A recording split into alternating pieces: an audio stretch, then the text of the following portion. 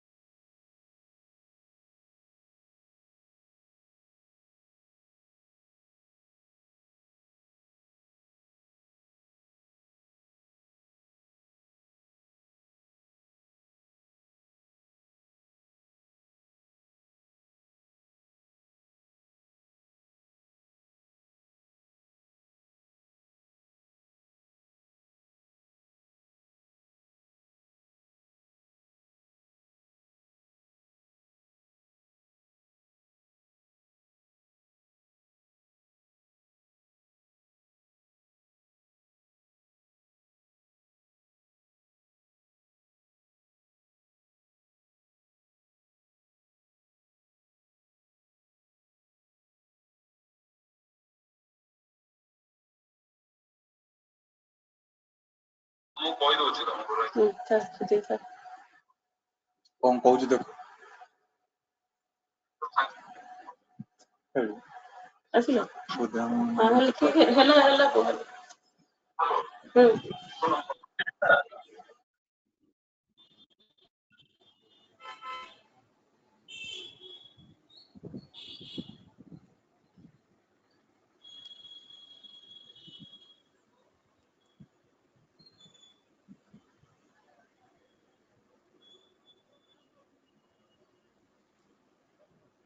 नाम जप शेष है।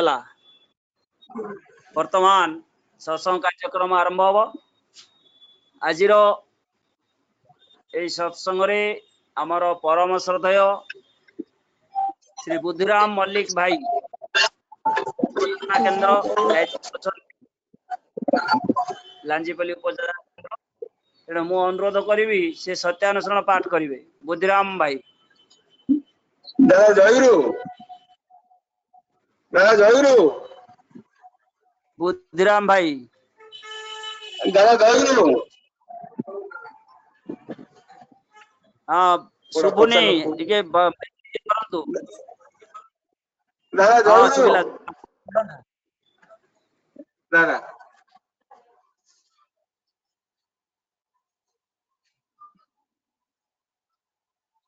परम दयाल परम प्रेम युग पुरुषोत्तम श्री श्री ठाकुर अनुकूल चंद्रंग ଶ୍ରୀହସ୍ତ ଲିଖିତ ପବିତ୍ର ସତ୍ୟାଂଶ ଗ୍ରନ୍ଥ ପାଠ ଓଡ଼ିଆ ଅନୁବାଦ। ଭାରତର ଅବନତି ଡି ଜେନେରେସନ ସେହି ସମୟରୁ ଆରମ୍ଭ ହୋଇଛି ଯେଉଁ ସମୟରୁ ଭାରତବାସୀଙ୍କ ପାଖରେ ଅମୃତ ଭଗବାନ ଅସୀମ ହୋଇ ଉଠିଛନ୍ତି। ଋଷିଙ୍କୁ ବାଦ ଦେଇ ଋଷିବାଦର ଉପାସନା ଆରମ୍ଭ ହୋଇଛି। ଭାରତ ଯଦି ଭବିଷ୍ୟତ କଲ୍ୟାଣକୁ ଆବାହନ କରିବାକୁ ଚାହଁ ତେବେ ସମ୍ପ୍ରଦାୟଗତ ବିରୋଧ ବୋଲି ଜଗତର ପୂର୍ବ ଗୁରୁ ମାନଙ୍କ ପ୍ରତି ସଦା ସମ୍ପନ୍ନ ହୁଅ, ଆଉ ତୁମର ମୂର୍ତ୍ତ ଓ ଜୀବନ୍ତ ଗୁରୁ ବା ଭଗବାନଙ୍କ ପ୍ରତି ଆସକ୍ତି ଆଟାଚଡ ହୁଅ ଏବଂ ସେଇମାନଙ୍କୁ ସ୍ୱୀକାର କର ଯେଉଁମାନେ ତାଙ୍କୁ ଭଲ ପାଆନ୍ତି, କାରଣ ପୂର୍ବବର୍ତ୍ତୀଙ୍କ ଅଧିକାର କରି ହିଁ ପରବର୍ତ୍ତୀଙ୍କର ଆବିର୍ଭାବ।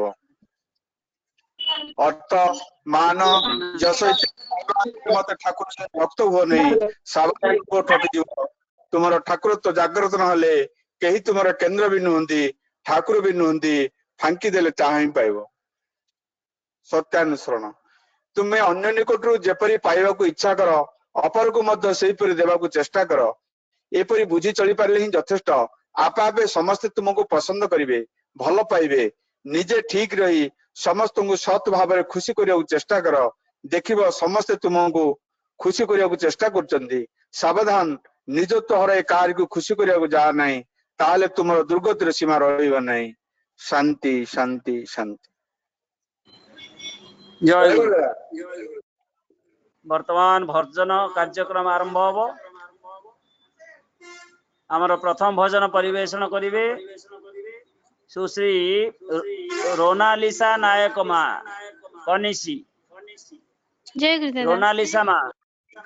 ଜୟ ଗୁରୁ ଦାଦା। ଜୟ ଗୁରୁ। ବୋଲନ୍ତୁ ଭଜନ ବୋଲନ୍ତୁ।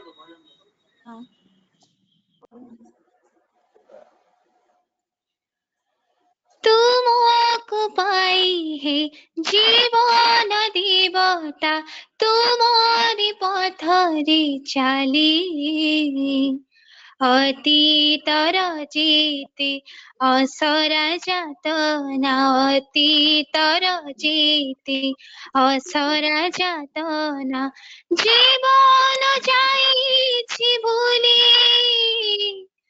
ତୁମରି ପଥରେ ଚାଲି ଜୀବନ ଯାଇଛି ଭୁଲି। ତୁମ ପାଇ ହେ ଜୀବନ ଦେବତା,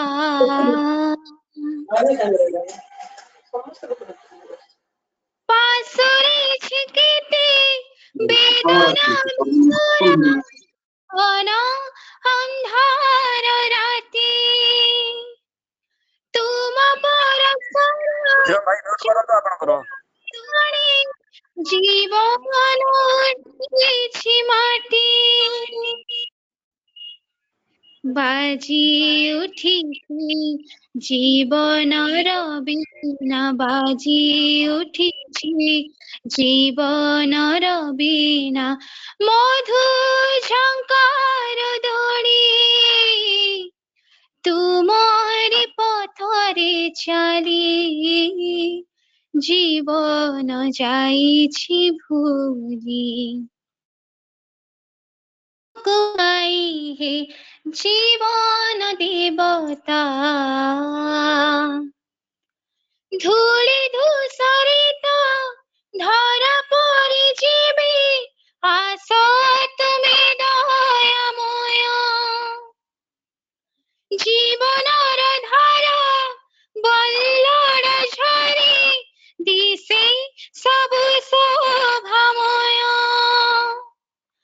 ତୁମ ଜୟ ଗାନି କେତେ ମଧୁ ଶୁଣି, ତୁମ ଜୟ ଗାନି କେତେ ମଧୁ ଶୁଣି ଜୀବନ ଉଠି ଉଛୁଳି, ତୁମରି ପଥରେ ଚାଲି ଜୀବନ ଯାଇଛି ଭୁଲି।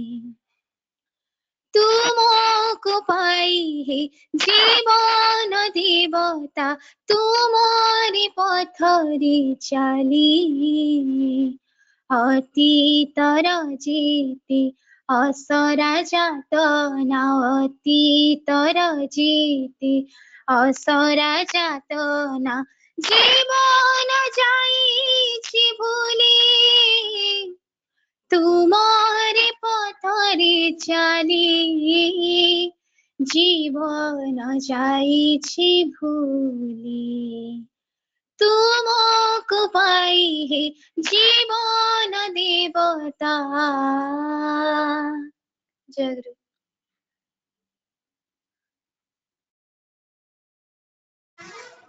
জয় গুরু। জয় গুরু। খুব সুন্দর ভজন পরিবেশন কলে রোনালিসা মা। বর্তমান পরবর্তী ভজন দিবে শ্রীকান্ত নায়ক। শ্রীকান্ত জয় গুরু। জয় গুরু। জয় গুরু। বলুন।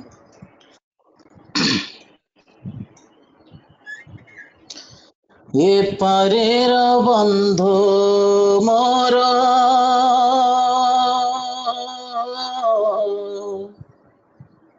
সে পারের বন্ধু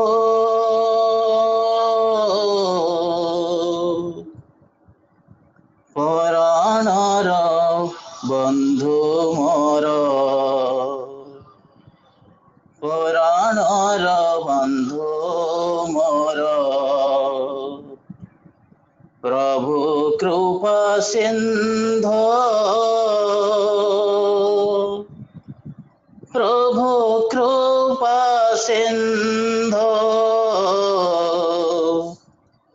এপারের বন্ধু মোর সে পারের বন্ধু এপারের বন্ধু মোর সে পারের বন্ধু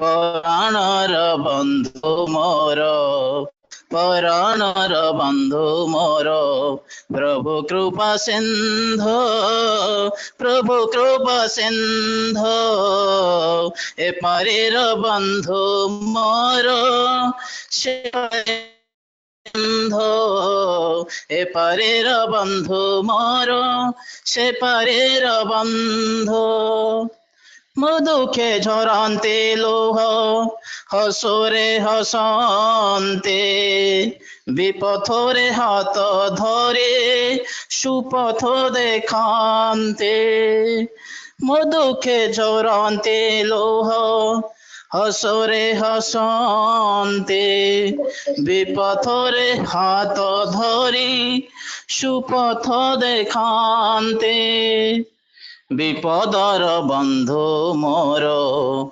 বিপদর বন্ধু মোর সম্পদর বন্ধু সম্পদর বন্ধু এপারের বন্ধু মোর সে পারের বন্ধু এপারের বন্ধু মোর সে পারের বন্ধু পরাণর বন্ধু মোর পরাণর বন্ধু মোর প্রভু কৃপা সিন্ধু প্রভু কৃপা সিন্ধু এপারের বন্ধু মোর সে পারের বন্ধু তাଙ୍କୁ কে করেবে পর সে যে আপনার তাঙ্ক বিনু এ সংসারে সকল সার তাଙ୍କୁ কে করেবে পর সে যে আপনার তাঙ্ক বিনু এ সংসারে সকল সার ধন জন সবু তাঙ্ক ধন জন সবু তাঙ্ক করুণার বিন্দু করুণার বিন্দু এপারের বন্ধু মোর সে পারের বন্ধু এপারের বন্ধু মোর সে পারের বন্ধু পুরাণর বন্ধু মোর পুরাণর বন্ধু মোর প্রভু কৃপা সিন্ধু প্রভু কৃপা সিন্ধু এপারের বন্ধু মোর সেপারের বন্ধু এপারের বন্ধু মোর সেপারের বন্ধু আসিথিলি একা মোহি একা হই যেবে প্রভু প্রেম ধন নেই তাଙ୍କୁ ମୁଁ ଭଜିବେ ଆସିଥିଲି ଏକା ମୋହି ଏକା ହୋଇ ଯେବେ ପ୍ରଭୁ ପ୍ରେମ ଧନ ନେଇ ତାଙ୍କୁ ମୁଁ ଭଜିବେ চরণে শরণ দেব চরণে শরণ দেব মো জীবন বন্ধু মো জীবন বন্ধু এপারের বন্ধু মোর সেপারের বন্ধু এপারের বন্ধু মোর সেপারের বন্ধু পরাণর বন্ধু মোর পরাণর বন্ধু মোর প্রভু কৃপা সিন্ধু প্রভু কৃপা সিন্ধু এপারের বন্ধু মোর সেপারের বন্ধু এপারের বন্ধু মোর সেপারের বন্ধু এপারের বন্ধু মোর সেপারের বন্ধু। জয় গুরু। জয় গুরু।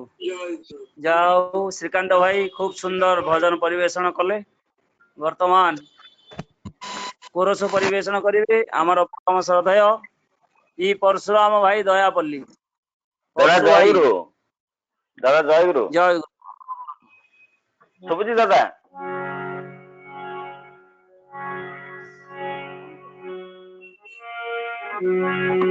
কীর্তনে নাচিলা বাহু প্রসারী নয়নরু নীরা পড়িলা ঝরি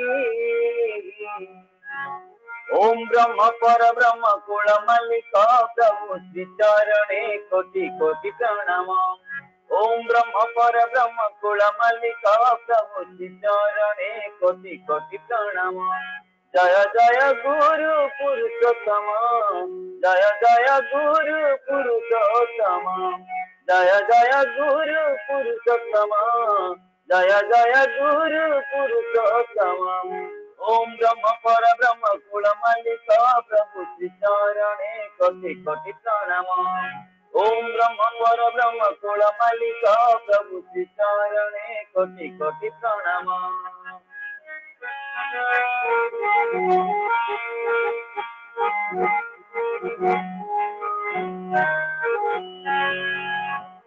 मन वृंदावने रसिल लीला नाचिल दारुण जतन जरा मन वृंदावने रसिल लीला नाचिल दारुण जतन जरा मन वृंदावने रसिल लीला नाचिल दारुण जतन जरा मन वृंदावने रसिल लीला नाचिल दारुण जतन जरा ए जीवन स्वामी प्रिय परम ए जीवन स्वामी प्रिय परम ए जीवन स्वामी प्रिय परम ए जीवन स्वामी प्रिय परम ओम ब्रह्म पर ब्रह्म कुल मल्लिक प्रभु श्री चरणे कोटि कोटि प्रणाम ओम ब्रह्म पर ब्रह्म कुल मल्लिक प्रभु श्री चरणे कोटि कोटि प्रणाम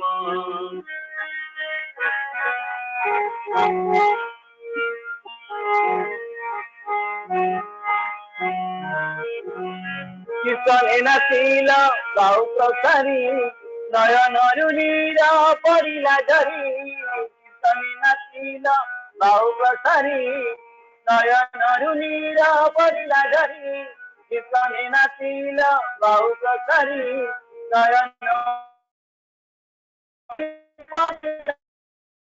अनंत सीमा ससीमा अनंत सीमा ससीमा অনন্ত সীমা সীমা অনন্ত সীমা সীমা ওম ব্রহ্ম পরব্রহ্ম কুলমালিকা প্রভু শ্রীচরণে কোটি কোটি প্রণাম ওম ব্রহ্ম পরব্রহ্ম কুলমালিকা প্রভু শ্রীচরণে কোটি কোটি প্রণাম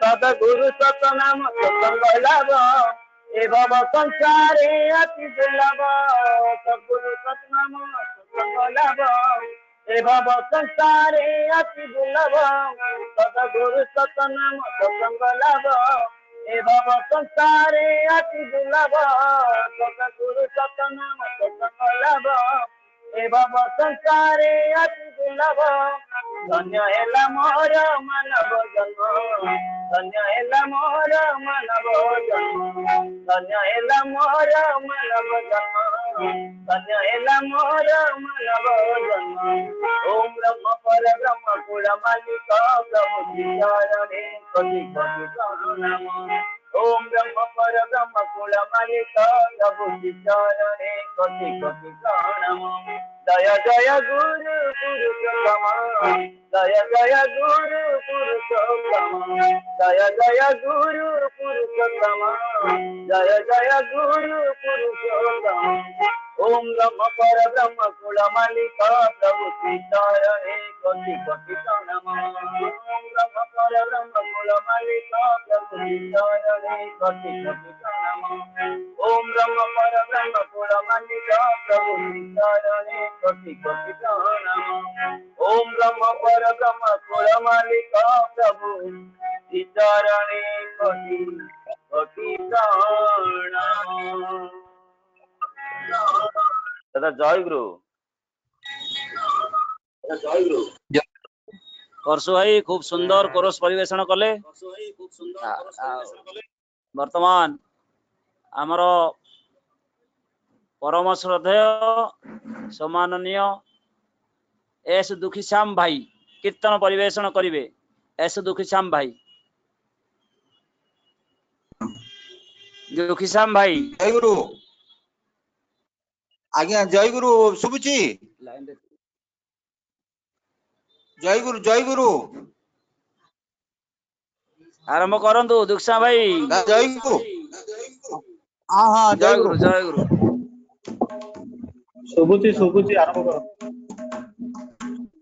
केते जन्म जाईछि केते जन्म करे এই জনমরে পাইছি দয়াল চরণ স্থানে কেতে জন্ম যাইছি কেতে জন্ম জীবরে এই জনমরে পাইছি দয়াল চরণ স্থানরে তোর ধন্য ধন্য ধন্য রে জীবন ধন্য রে কেতে জন্ম যাইছি কেতে জন্ম জীবরে এই জন্মরে পাইছি দয়াল চরণ স্থানরে তোর ধন্য ধন্য ধন্য রে জীবন ধন্য রে কেতে জন্ম যাইছি কেতে জন্ম জীবরে এই জন্মরে পাইছি দয়াল চরণ স্থানরে এই জন্মরে পাইছি দয়া চরণ স্থানরে দয়াল ଯେଉଁଠି ମୃତ୍ୟୁ ସେଠାରୁ ଦୂରେଇ ଯାଇଛି ଦୟାଲ ଯେଉଁଠି ମୃତ୍ୟୁ ସେଠାରୁ ଦୂରେଇ ଯାଇଛି ଭାଇରେ ଆମର ଜୀବନ ଐଶୀ ଚେତନା ଅମୃତ ଝରୁଛି ଆମର ଜୀବନ ଐଶୀ ଚେତନା ଅମୃତ ଝରୁଛି ମନ୍ଦିତ ହେଉଛି ମନ ବୃନ୍ଦାବନ ମନ୍ଦିତ ହେଉଛି ମନ ବୃନ୍ଦାବନ ମୁରଲି ସ୍ୱନରେ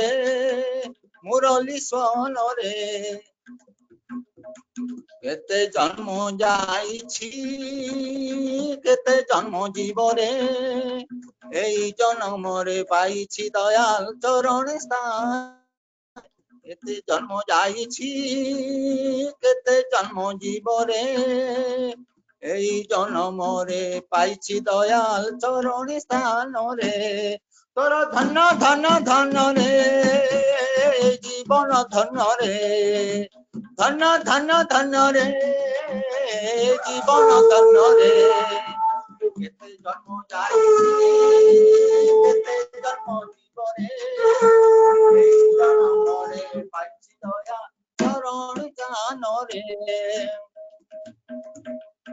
ইষ্ট প্রতিষ্ঠারে ঐশ জগত দাসী হই সেবা করই ইষ্ট প্রতিষ্ঠারে ঐশ জগত দাসী হই সেবা করই প্রতি গৃহাঙ্গন পরম পিতাঙ্ক পবিত্র মন্দিরে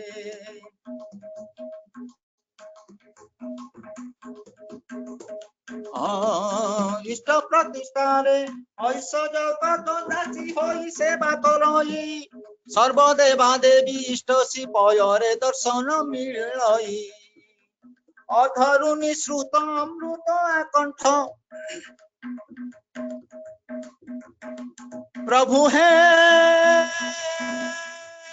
হে অধরুণী শ্রুত অমৃত আকণ্ঠ করুଅଛି পানরে করুଅଛି পানরে কেতে জন্ম যাইছি কেতে জন্ম জীবরে এই জন্মরে পাইছি দয়াল চরণ স্থানরে কেতে জন্ম যাইছি কেতে জন্ম জীবরে এই জন্মরে পাইছি দয়াল চরণ স্থানরে তোর ধন্য ধন্য ধন্য রে জীবন ধন্য রে ধন্য ধন্য ধন্য রে জীবন ধন্য রে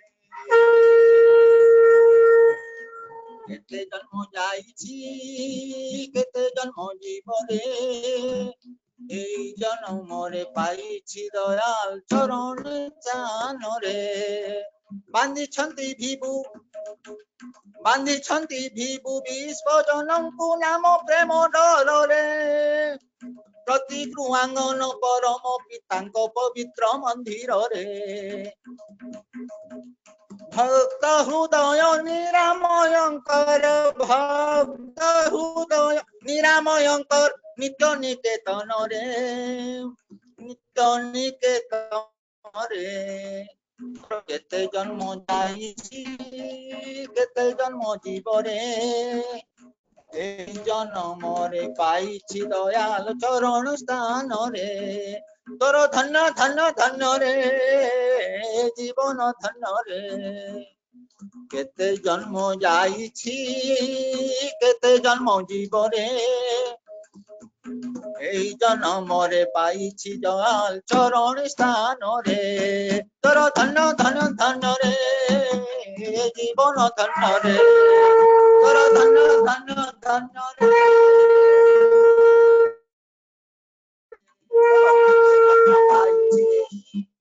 কেতে জন্ম জীবরে এই জন্মরে পাইছি দয়াল চরণ স্থানরে তোর ধন্য ধন্য ধন্য রে আরে কেতে জন্ম যাইছি এই জন্মরে পাইছি দয়াল চরণ স্থানরে এই জন্মরে পাইছি দয়াল চরণ স্থানরে জয় গুরু জয় গুরু জয় গুরু খুব সুন্দর কীর্তন পরিবেশন কলে দুঃଖ ভাই জয় গুরু ବର୍ତ୍ତମାନ ପୂଜା ଶେଷ ହୋଇଛି ଜୟ ଗୁରୁ ଆମର ଆଲୋଚନା ପର୍ବ ଆରମ୍ଭ ହବ ବର୍ତ୍ତମାନ ଆମର ସମ୍ମାନନୀୟ କର୍ମୀ ଶ୍ରୀଯୁକ୍ତ ଗାନ୍ଧୀ ସାହୁ ଭାଇ ଧର୍ମଯାଜକ ତାଙ୍କୁ ଅନୁରୋଧ କରିବି ସେ ପ୍ରାରମ୍ଭିକ ସୂଚନା ରଖିବେ ତା ପୂର୍ବରୁ ମୁଁ ସମସ୍ତ ଭାଇ ଓ ମା ମାନଙ୍କୁ ଅନୁରୋଧ କରୁଛି ଯୋଉମାନେ ଅନଲାଇନ ରେ ସତ୍ସଙ୍ଗ ଶୁଣୁଛନ୍ତି ସମସ୍ତେ ସେମାନଙ୍କର ମୋବାଇଲ କୁ म्यूट କରି ରଖନ୍ତୁ ଏବଂ କେହି ମଧ୍ୟ ଭିଡିଓ କ୍ୟାମେରା ଖୋଲନ୍ତୁ ନାହିଁ ଦୟାକରି ଆପଣ ମାନେ ଶ୍ରୀ ଶ୍ରୀ ଠାକୁରଙ୍କର ଏହି ଯାଜନ ପର୍ବରେ ଧ୍ୟାନ ଦେଇ ଶୁଣନ୍ତୁ ଆଉ ନିଜର ମୋବାଇଲ को म्यूट କରି ରଖନ୍ତୁ। ଗାନ୍ଧୀ ସାହୁ ଭାଇ। ଜୟ ଗୁରୁ। ଜୟ ଗୁରୁ ଜୟ ଗୁରୁ। ଜୟ ଗୁରୁ। परम प्रेममय श्री श्री ठाकुरଙ୍କର ଚରଣରେ ମୋର ପ୍ରଣାମ। जगत जननी श्री श्री लक्ष्मी माଙ୍କ ଚରଣରେ ପ୍ରଣାମ। ଯୁଗ आचार्य देव श्री श्री ବଡ଼ଦାଙ୍କ ଚରଣରେ ପ୍ରଣାମ। आचार्य देव श्री श्री दादाଙ୍କ ଚରଣରେ ପ୍ରଣାମ। बाबाई दाଙ୍କ ଚରଣରେ ପ୍ରଣାମ।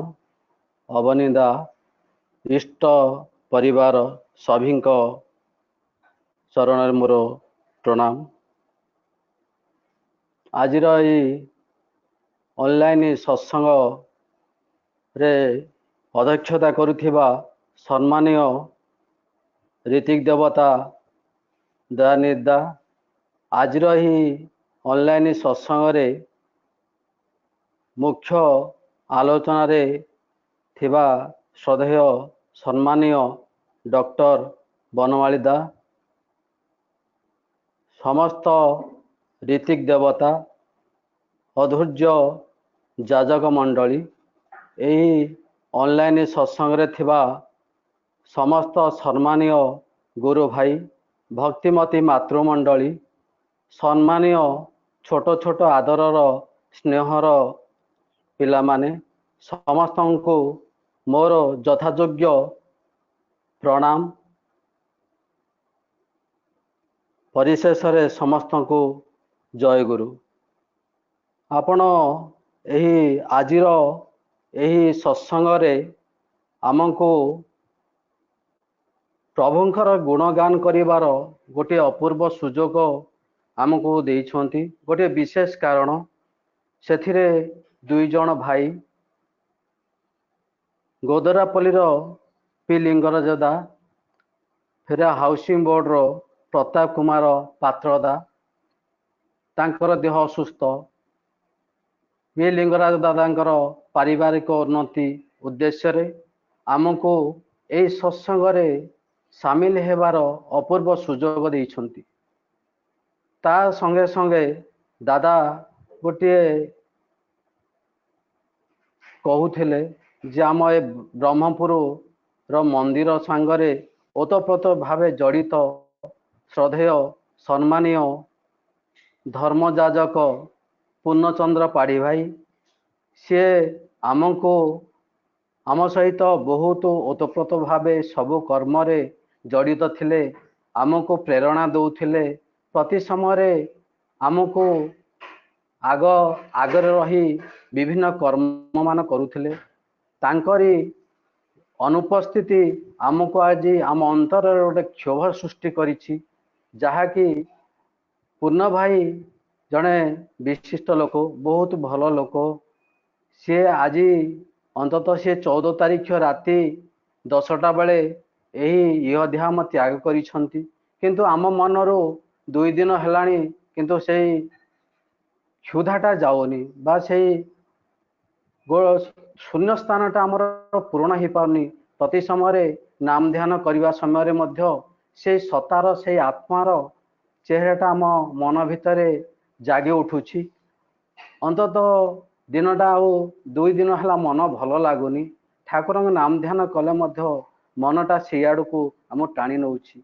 यही गोटे देही आत्मा से तांकर यही परमात्मा सहित लीन हो प्रभु को धरी सी बहु आनंद रे थिले किंतु ए कालर कराल गति रे सी अचानक झड़ी पड़िले।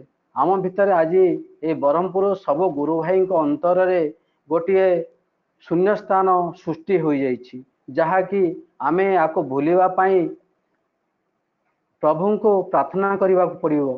हे प्रभु ए आत्मार सद्गति हो प्रभु से सत्संग माध्यम रे श्री श्री ठाकुर कहती जे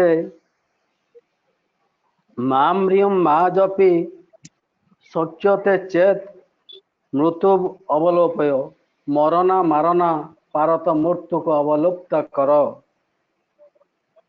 मरना मारना पारत मृत्यु को अवलुप्त कर। आमे भी स्वत अनुज्ञा रे कहूछे ମୁଁ ତୁମରି ସନ୍ତାନ, ମୁଁ ଅଜର ଅମର। ଏହି ପ୍ରତିଦିନ ଆମେ ସ୍ୱତଃ ଅନୁଜ୍ଞାରେ ଏଇଭଳି ଆମେ ଠାକୁରଙ୍କର এই ସ୍ୱତଃ ଅନୁଜ୍ଞାକୁ ଆମେ ପାଳନ କରୁଛେ।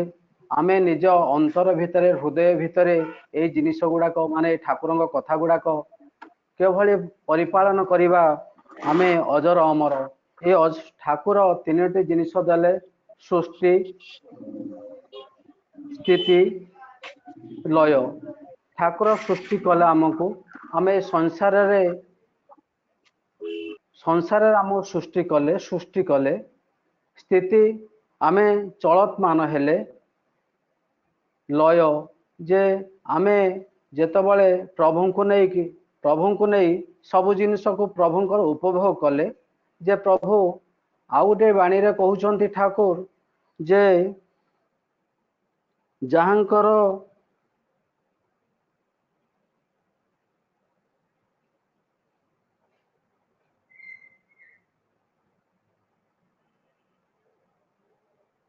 এইଭଳି ଆମକୁ ଜୀବନରେ ଚାଲିବାକୁ ପଡ଼ିବ।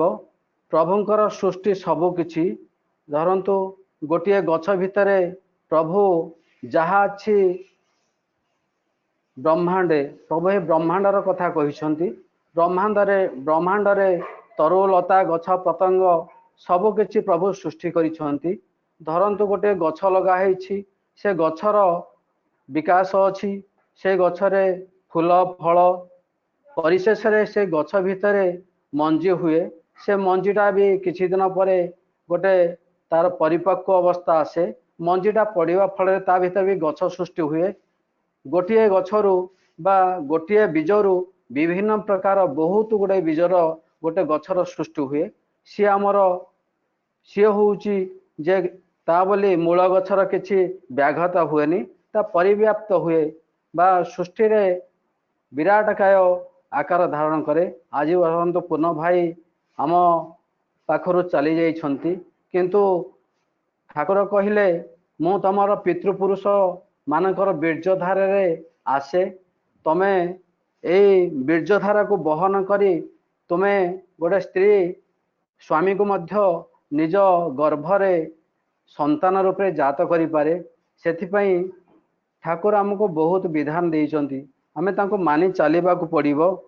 ଆଉ ଯେଉଁମାନେ କିଛି ଲୋକ ରହନ୍ତି ଯେ ଜାତିସ୍ମର ଲୋକ, ଯେଉଁମାନେ ପ୍ରଭୁଙ୍କୁ ଧରି ସାଧନା କରି ବା ପ୍ରଭୁଙ୍କର ନିଜ ଜୀବନକୁ ତିଳ ତିଳ କରି ପ୍ରଭୁଙ୍କ ସବୁ ଜିନିଷକୁ ନିଜେ ଗ୍ରହଣ କରନ୍ତି ବା ନିଜକୁ ପ୍ରଭୁଙ୍କ କାମରେ ପୁରାପୁରି ସାମିଲ କରନ୍ତି।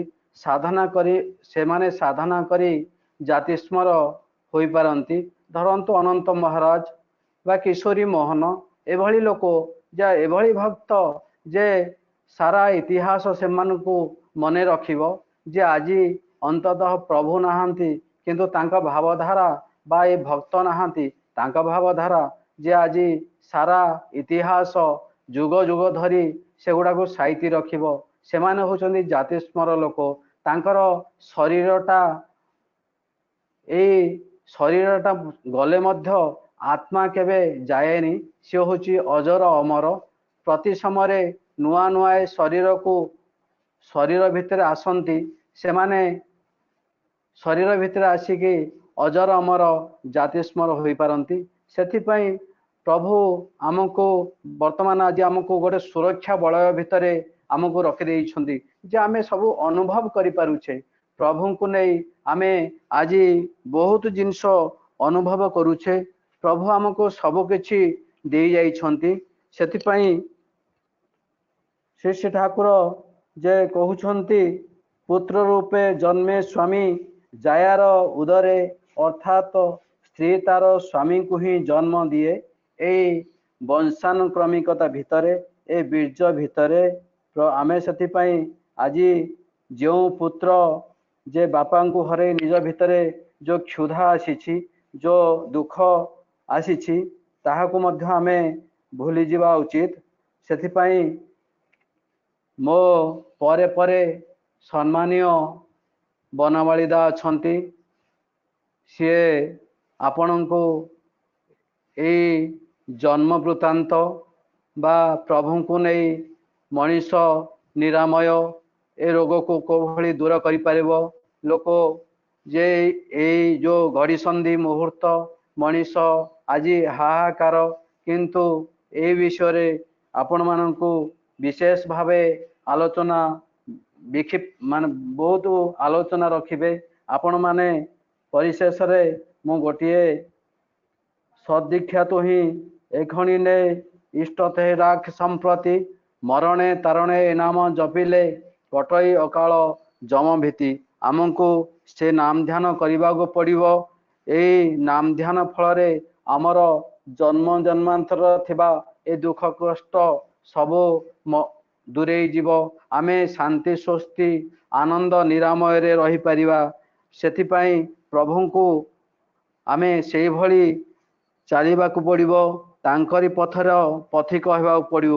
ସେଥିପାଇଁ ଠାକୁର ବି ତାଙ୍କ ଦିବ୍ୟ ଦର୍ଶନେ ରୁଦ୍ଧ ଦୁଆର ଖୋଲେ, ତାଙ୍କ ଦିବ୍ୟ ଦର୍ଶନେ ରୁଦ୍ଧ ଦୁଆର ଖୋଲେ,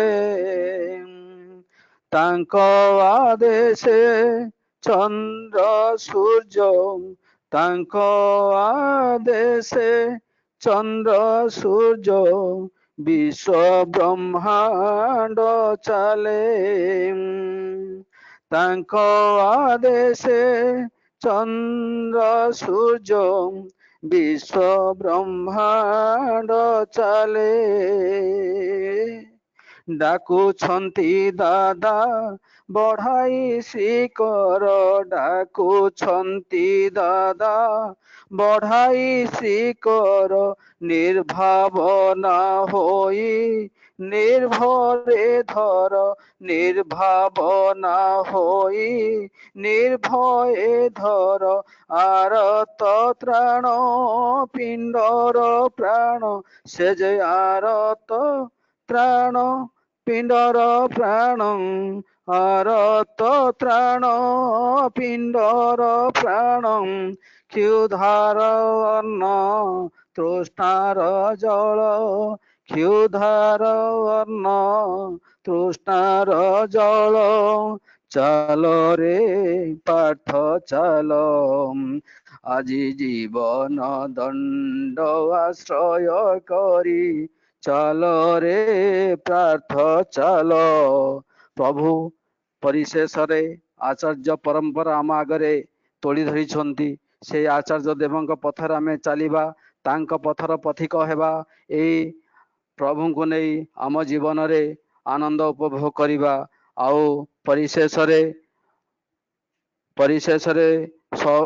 ସମସ୍ତଙ୍କର ଉନ୍ନତି କଳ୍ପେ ପ୍ରଭୁଙ୍କ ଚରଣରେ ମୋର ପ୍ରଣାମ ରଖେ।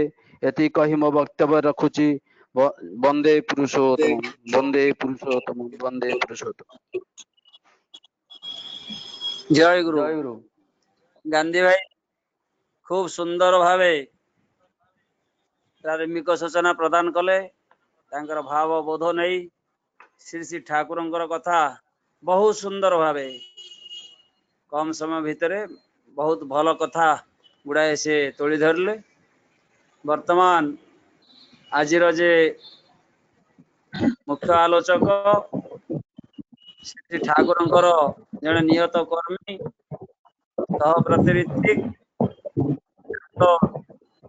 ବନମାଳୀ ସାହୁ ତାଙ୍କୁ ଅନୁରୋଧ କରିବି ଯେ ତାଙ୍କର ବକ୍ତବ୍ୟ ରଖିବେ ସମ୍ପୂର୍ଣ୍ଣ ସମୟ ନେଇ। जय गुरु। ବନମାଳୀ ଦା।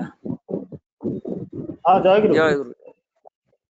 परम प्रेममय श्री श्री ठाकुर, परमराध्य जगत जननी श्री श्री परमा, परम पूज्यपाद श्री श्री बड़दा, परम पूज्यपाद आचार्य देव श्री श्री दादा, सभी को प्रणाम। परम पूज्यपाद श्री श्री बाबा प्रणाम। इष्ट परिवार समस्त आज सांध्य सत्संग पूज्य सम्मानीय अतिथि उपस्थित समस्त सप्रतिनिधि जाजक अतिथि मंडली सम्मानीय गुरुभ्राता मंडली स्नेहमयी मातृ मंडली श्री सज्जन समस्त जय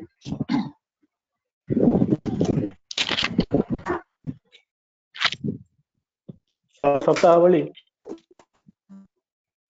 ଆମମାନେ ଆଜି ବ୍ରହ୍ମପୁର ସତ୍ସଙ୍ଗ ବିହାର ଆନୁକୂଲ୍ୟରେ ଏ ସତ୍ସଙ୍ଗ ଯୋଉ ଆୟୋଜିତ ହେଇଛି ପରିଚାଳନା କରୁଛନ୍ତି ଆମର ସମ୍ମାନୀୟ ଦୟାନିଧ ଖୁବ ସୁନ୍ଦର ଭାବେ ଭଜନ କୀର୍ତ୍ତନ ଆଉ ବିଶେଷ କରି ମୋ ପୂର୍ବରୁ ଶ୍ରଦ୍ଧେୟ ଗାନ୍ଧୀ ଭାଇ ଖୁବ ସୁନ୍ଦର ଆବେଗର ସହିତ ଇଷ୍ଟ ଆଲୋଚନା କରୁଥିଲେ ଅନେକ ଜିନିଷ ଆମର ଭାବାବେଗକୁ ସ୍ପର୍ଶ କରିଛି ତାଙ୍କର କଥା ଗୁଡ଼ିକ ଆମ ସମସ୍ତଙ୍କର ଗୋଟେ ଭାବାବେଗକୁ ସ୍ପର୍ଶ କରିଛି ଆଜିର ଏହି ସତ୍ସଙ୍ଗର ଯୋଉମାନେ ଉଦ୍ୟୋକ୍ତା ଭୋଗଦାତା ଅଛନ୍ତି ସେମାନେ ଆମର ଲିଙ୍ଗରାଜ ଭାଇ ସେମାନଙ୍କର ଅତ୍ୟନ୍ତ ଆପଣାର ଅତ୍ୟନ୍ତ ଇଷ୍ଟପ୍ରାଣ ଜଣେ ଗୁରୁ ଭାଇ ଗୋଦରାପଲ୍ଲୀର ତାଙ୍କର ପାରିବାରିକ ମଙ୍ଗଳ ଉଦ୍ଦେଶ୍ୟରେ ଶ୍ରୀ ଠାକୁରଙ୍କ ରାତ୍ରୋଚନ ଜଣାଏ ତତ୍ସହିତ ଆମର ଭାଇ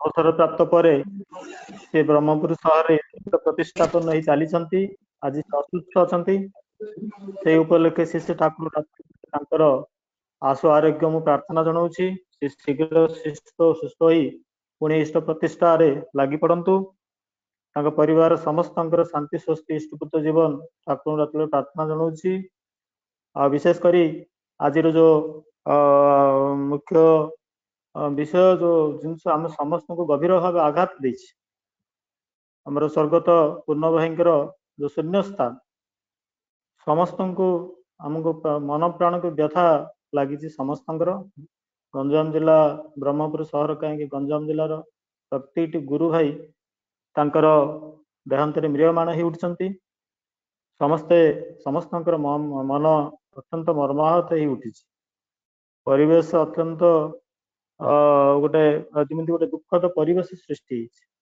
ଏଇଭଳି ଏକ ଆକସ୍ମିକ ଭାବେ ଏଭଳି ଜଣେ ଉଦୀୟମାନ କର୍ମୀ ଚାଲିଯିବେ ଏଟା ସମସ୍ତଙ୍କର କଳ୍ପନାର ବାହାର ଥିଲା ଲୋକ ଯାଆନ୍ତି ଲୋକ ଅସୁସ୍ଥ ହୁଅନ୍ତି ମେଡିକାଲକୁ ଯାଆନ୍ତି ଚିକିତ୍ସା ହୁଅନ୍ତି ଆସନ୍ତି ପୁଣି ଫେରି ଆସନ୍ତି ସେ ଆଶା ନେଇ ସମସ୍ତେ ଥିଲେ କିନ୍ତୁ ତା ସମ୍ଭବ ହେଲାନି ଶ୍ରୀ ଠାକୁରଙ୍କର ସେଇ ପରମ ଧାମକୁ ସେ ଗତି କଲେ ଶ୍ରୀ ଠାକୁରଙ୍କୁ ରାତ୍ରୋଚନ ପ୍ରାର୍ଥନା ଜଣେଇବି ସେଇ ଅମର ଆତ୍ମା ସଦ୍ଗତି ଲାଭ କରୁ ଶ୍ରୀ ଠାକୁରଙ୍କ ରାତ୍ରୋଚନରେ ଆଶୀର୍ବାଦ ଲାଭ କରୁ ଇହ କାଳ ପରକାଳ ସବୁ କାଳ ପାଇଁ ସେ ଚିର ଶାନ୍ତି ଲାଭ କରନ୍ତୁ ତାଙ୍କର ସେ ବାଞ୍ଛିତ ଧାମ ସେ ପ୍ରାପ୍ତ ହୁଅନ୍ତୁ ତାଙ୍କ ପରିବାର ଶୋକ ସନ୍ତପ୍ତ ପରିବାର ମୁଁ ସତ୍ସଙ୍ଗ ମୋ ବ୍ୟକ୍ତିଗତ ତରଫରୁ ସତ୍ସଙ୍ଗ ବିହାର ବ୍ରହ୍ମପୁର ତରଫରୁ ମୁଁ ସମବେଦନା ଜଣାଉଛି ଯେ ଆଜିର ଏଇ ଦୁଃଖଦ ଏଇ ଯୋଉ ଶୂନ୍ୟସ୍ଥାନ ସେମାନେ ସହ୍ୟ କରିବାର ଶକ୍ତି ଲାଭ କରନ୍ତୁ ପରମ ପିତା ତାଙ୍କୁ ଶକ୍ତି ଦିଅନ୍ତୁ ସାମର୍ଥ୍ୟ ଦିଅନ୍ତୁ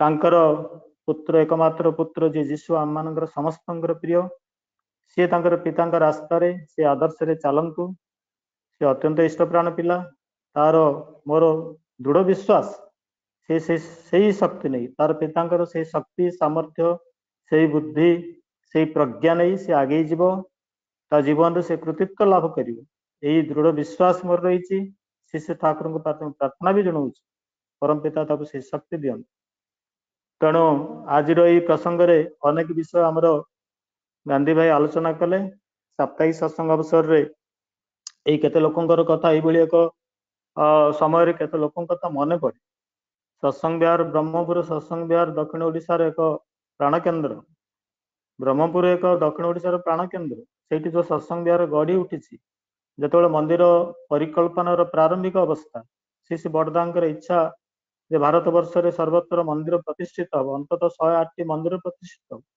ସେଇ ମନ୍ଦିର ପରିକଳ୍ପନାର ଅନ୍ତର୍ଗତ ଏଇ ବ୍ରହ୍ମପୁର ସହରର ଶ୍ରୀମନ୍ଦିର ସତ୍ସଙ୍ଗ ବିହାର ଆପଣମାନେ ଆମମାନେ ସବୁ ଧନ୍ୟ ହେଇଛନ୍ତି ଯେତେବେଳେ ସତ୍ସଙ୍ଗ ଅବଶ୍ୟ ସତ୍ସଙ୍ଗ ମନ୍ଦିରଟି ଗଢି ଉଠିବାରେ ଦୀର୍ଘ ସମୟ ଲାଗିଛି କିନ୍ତୁ ସେବକାର ଅବସ୍ଥା ଆଉ ଆଜିକାର ଅବସ୍ଥା ଭିତରେ ବହୁତ ପାର୍ଥକ୍ୟ ରହିଛି ସେବକାର ଅବସ୍ଥା ଆଜିର ଅବସ୍ଥା ଭିତରେ ବହୁତ ପାର୍ଥକ୍ୟ ଅଛି ମଣିଷ ଫାଇନାନ୍ସିଆଲି ଆର୍ଥିକ ଭାବେ ଅତ୍ୟନ୍ତ ସଚ୍ଛଳ ବର୍ତ୍ତମାନ ଆଉ ଦେବାର ଭାବଟା ଅତ୍ୟନ୍ତ ଭାବେ ବଢି ଯାଇଛି ମଣିଷ ମନରେ ଆଜି ଶ୍ରୀ ଠାକୁରଙ୍କୁ ଦେଇ ଯୋଉ ଆନନ୍ଦ ଶ୍ରୀ ଠାକୁରଙ୍କୁ ଦେଇକି ଯୋଉ ତା ମନର ଯୋଉ से विस्तार लाभ करुच्ची से जो अनुभव करुच्ची जे देई आनंद उपभोग करुच्ची आज सेवकार कथा एटा सेवकार कथा नथिला गोटे टंका 2टी टंका 5टी टंका 10 टंका कलेक्शन करी संग्रह करी घर घर बुली एई भाई माने पूर्ण भाई दयानिधि भाई हमर रवि भाई बुडू भाई बुल्लू भाई एमानकर कथा एमाने गुंडीची मुसा भली सेतेबेले काम करथिले आज हनुमान भली सेमाने काम करथि सत्संग श्री ठाकुर को प्रतिष्ठा करिबारे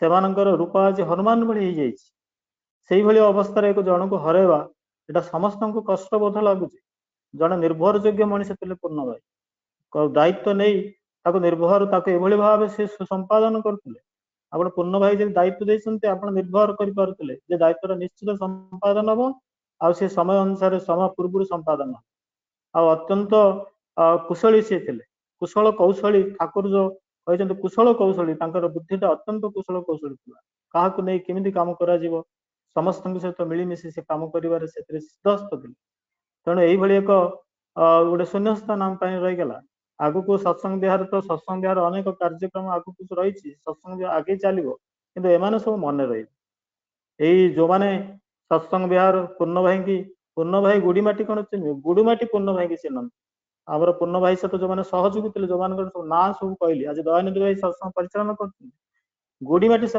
चिन्हती आम उपभोग कर बहुत कष्ट कर सत्संग विहार मंदिर गढ़ी तोली सेटा आम मान भूली गले पाप लगे तेणु से मोर विनम्र से अमर आत्मा को मोर गभीर श्रद्धांजलि मु जनाऊँ जे यही आत्मा विरल यही आत्मा पुनर्बार आसतु बहु यही आत्मा आसतु ए ठाकुर प्रतिष्ठा पन्न से उठन तेणु से प्रसंग को मुझे जाऊनी अत्यंत शोकाकुल परिवेश जा हो ठाकुर को आम प्रतिष्ठा करवा विनायदा पूज्य विनायदा गला काली सत्संग अत्यंत भाव विहल भाव आम मान को उद्बोधन देते बहु कर्मी बहु ऋत्विक बहु गुरु भाई से संयुक्त होते से आलोचना अत्यंत भाव गंभीर था बोध हुए यही एक परिस्थिति सृष्टि करिछि मन भीतर गभीर व्यथा लगी फल आम मान एत मूल्यवान परामर्श से देते गला काली विशेषकर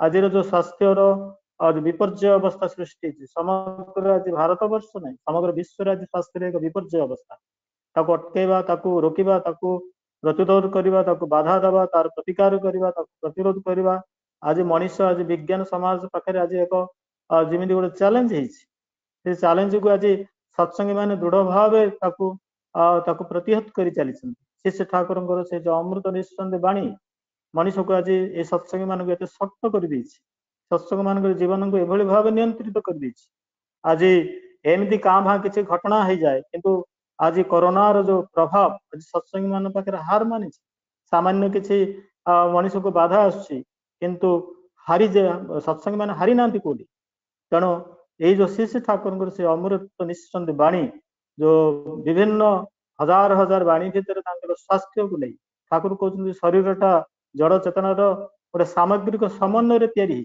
जड़ और चेतना मिसिक शरीरटा तैयारी तार एक सामग्रिक समन्वय सेटा से विज्ञान टाक आम सब मन रखा पड़े जे मनिष्ठ शरीर रही जड़ चेतना उभय तार एक सामंजस्य दरकार ठाकुर कहते ये जड़ चेतनार जो सामग्रिक समन्वय जो शरीर सृष्टि ताको अनंत काल बजाय रखा तार अमृतत्व को बजाय रखा तार दीर्घ स्वास्थ्य को निरंतरता बजाय रखा आम मान को तीनोटी कथार समन्वय रखा पड़ो ठाकुर कहते मु अच्छी मोर गोटे अहंग रही मु माने मु गोटे डिफाइन कर दूची जे मु माने मो पाखे अन्य समस्त अच्छा अपर मान अच्छा मु निजको डिफाइन कर निजको गोटे स्वतंत्र भाव आइडेंटिफाई कर तेणु मु गोटे अच्छी मोर गोटे एनवायरनमेंट अच्छी आ ये सब मिसी जड़े आदर्श अच्छा जड़े उच्च पुरुष अच्छा यहीटा मत बुझा पड़ो यार समन्वय दरकार ये समन्वय जो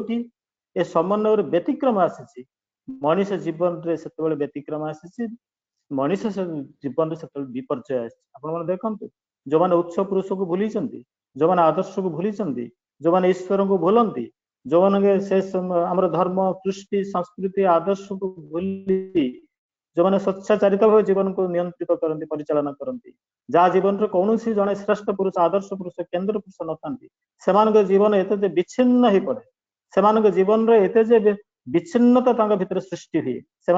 ସେମାନେ ପରିଶେଷରେ ନିଶେଷ ଭାବେ ସେମାନଙ୍କର ଜୀବନ ଶେଷରେ ମୃତ୍ୟୁରେ ଯାଇକି ମୃତ୍ୟୁ ହିଁ ତାଙ୍କୁ ସ୍ପର୍ଶ କରେ ଶେଷରେ। ଠିକ ସେଇଭଳି ଭାବେ ଯଦି ମଣିଷ ତାର ଏଇ ଯେ ତିନୋଟି ମୁଁ ରହିଛି, ମୋର ଆଦର୍ଶ ରହିଛନ୍ତି, ମୋର ଆଦର୍ଶଙ୍କର ଗୋଟେ ୱିଲ୍ ରହିଛି, ଗୋଟେ ୱିଶ ରହିଛି। ଆଦର୍ଶ ଆସନ୍ତି ସେ ଗୋଟେ ସ୍ୱତନ୍ତ୍ର ମିଶନ ନେଇ ଆସନ୍ତି। ସେ ୱିଲ୍, ସେ ଯୋଉ ମିଶନକୁ ସାର୍ଥକ କରାଇବାର ଯୋଉ ଆପ୍ରାଣତା ଯଦି ମଣିଷ ଭିତରେ ସୃଷ୍ଟି ହବ, ତାହେଲେ ମଣିଷକୁ ଏଇ ଯୋଉ କଷ୍ଟ, ଭବ କଷ୍ଟ ଯାହା କହନ୍ତି, ସଂସାରର ଯୋଉ ସଂସାରିକ କଷ୍ଟ ଯାହା କହୁଛି, ଭବସାଗରର ଯୋଉ କଷ୍ଟ ତାକୁ ସ୍ପର୍ଶ କରେନି। ଯଦି ମଣିଷ ଭିତରେ ସେଇଭଳି ଉଦ୍ଦାମତା ଥାଏ, ସେଭଳି ଆପ୍ରାଣତା ଥାଏ, ଯେ ୱିଲ୍, ଯେ ପ୍ରଭୁଙ୍କର ମୋ ଇଚ୍ଛା କଣ ତାକୁ ମୁଁ ପ୍ରତିଷ୍ଠା କରି ପ୍ରଭୁଙ୍କ ମୋର ହସ ଟିକେ ଫୁଟେଇବି, ପ୍ରଭୁ କଣ ଚାହିଁଛନ୍ତି, ଏସବୁକୁ ଯଦି ସବୁବେଳେ ସେ ଅନୁଶୀଳନ କରେ, ବିଶ୍ଳେଷଣ କରେ, ପର୍ଯ୍ୟାଲୋଚନା କରେ, ସମୀକ୍ଷା କରେ, ଆତ୍ମସମୀକ୍ଷା ହେଇକରି ଚାଲେ, ତାହେଲେ ତା ଭିତରେ ଯୋଉ ଶକ୍ତି ସୃଷ୍ଟି ହୁଏ, ତା ଭିତରେ ଯୋଉ ତାର ପିତୃପୁରୁଷଙ୍କର ଯୋଉ ଶୌର୍ଯ୍ୟ ବୀର୍ଯ୍ୟ, ତା ଭିତରେ ଯୋଉ ଶକ୍ତି, ତା ଭିତରେ ଯୋଉ ବୈଶିଷ୍ଟ୍ୟ, ପିତୃପୁରୁଷଙ୍କର ଯୋଉ ତା ଭିତରେ ତା ଯୋଉ ଆଭିଜାତ୍ୟ, ପିତୃପୁରୁଷଙ୍କର ଆଭିଜାତ୍ୟ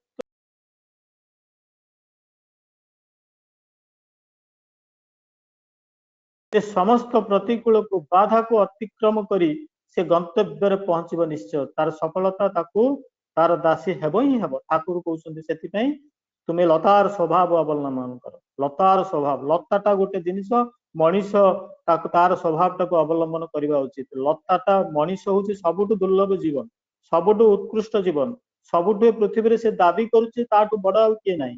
କିନ୍ତୁ ଠାକୁର କହୁଛନ୍ତି ତୁମେ ଲତାର ସ୍ୱଭାବ ଅବଲମ୍ବନ କର। ଲତାଟା ଛୋଟ ହେଲେ ବି କଣ ହେଲା, ଲତାଟା ଉଦ୍ଭିଦ ହେଲେ ବି କଣ ହେଲା, ଲତାଟା ଗୋଟେ ଅସହାୟ କ୍ରିପର ହେଲେ ବି କଣ ହେଲା, କିନ୍ତୁ ତାର ଗୋଟେ ଭିତରେ ସ୍ୱଭାବ ରହିଛି, ଭଲ ସ୍ୱଭାବ। ଈଶ୍ୱର ତାକୁ ଗୋଟେ ଭଲ ସ୍ୱଭାବ ଦେଇଛନ୍ତି, ନା କଣ ନା ସିଏ ଶ୍ରେଷ୍ଠକୁ ଅବଲମ୍ବନ କର। ଲତାର ସ୍ୱଭାବ ଅବଲମ୍ବନ କର, ଆଦର୍ଶ ରୂପକ ବୃକ୍ଷକୁ ଜଡାଇ ଧର।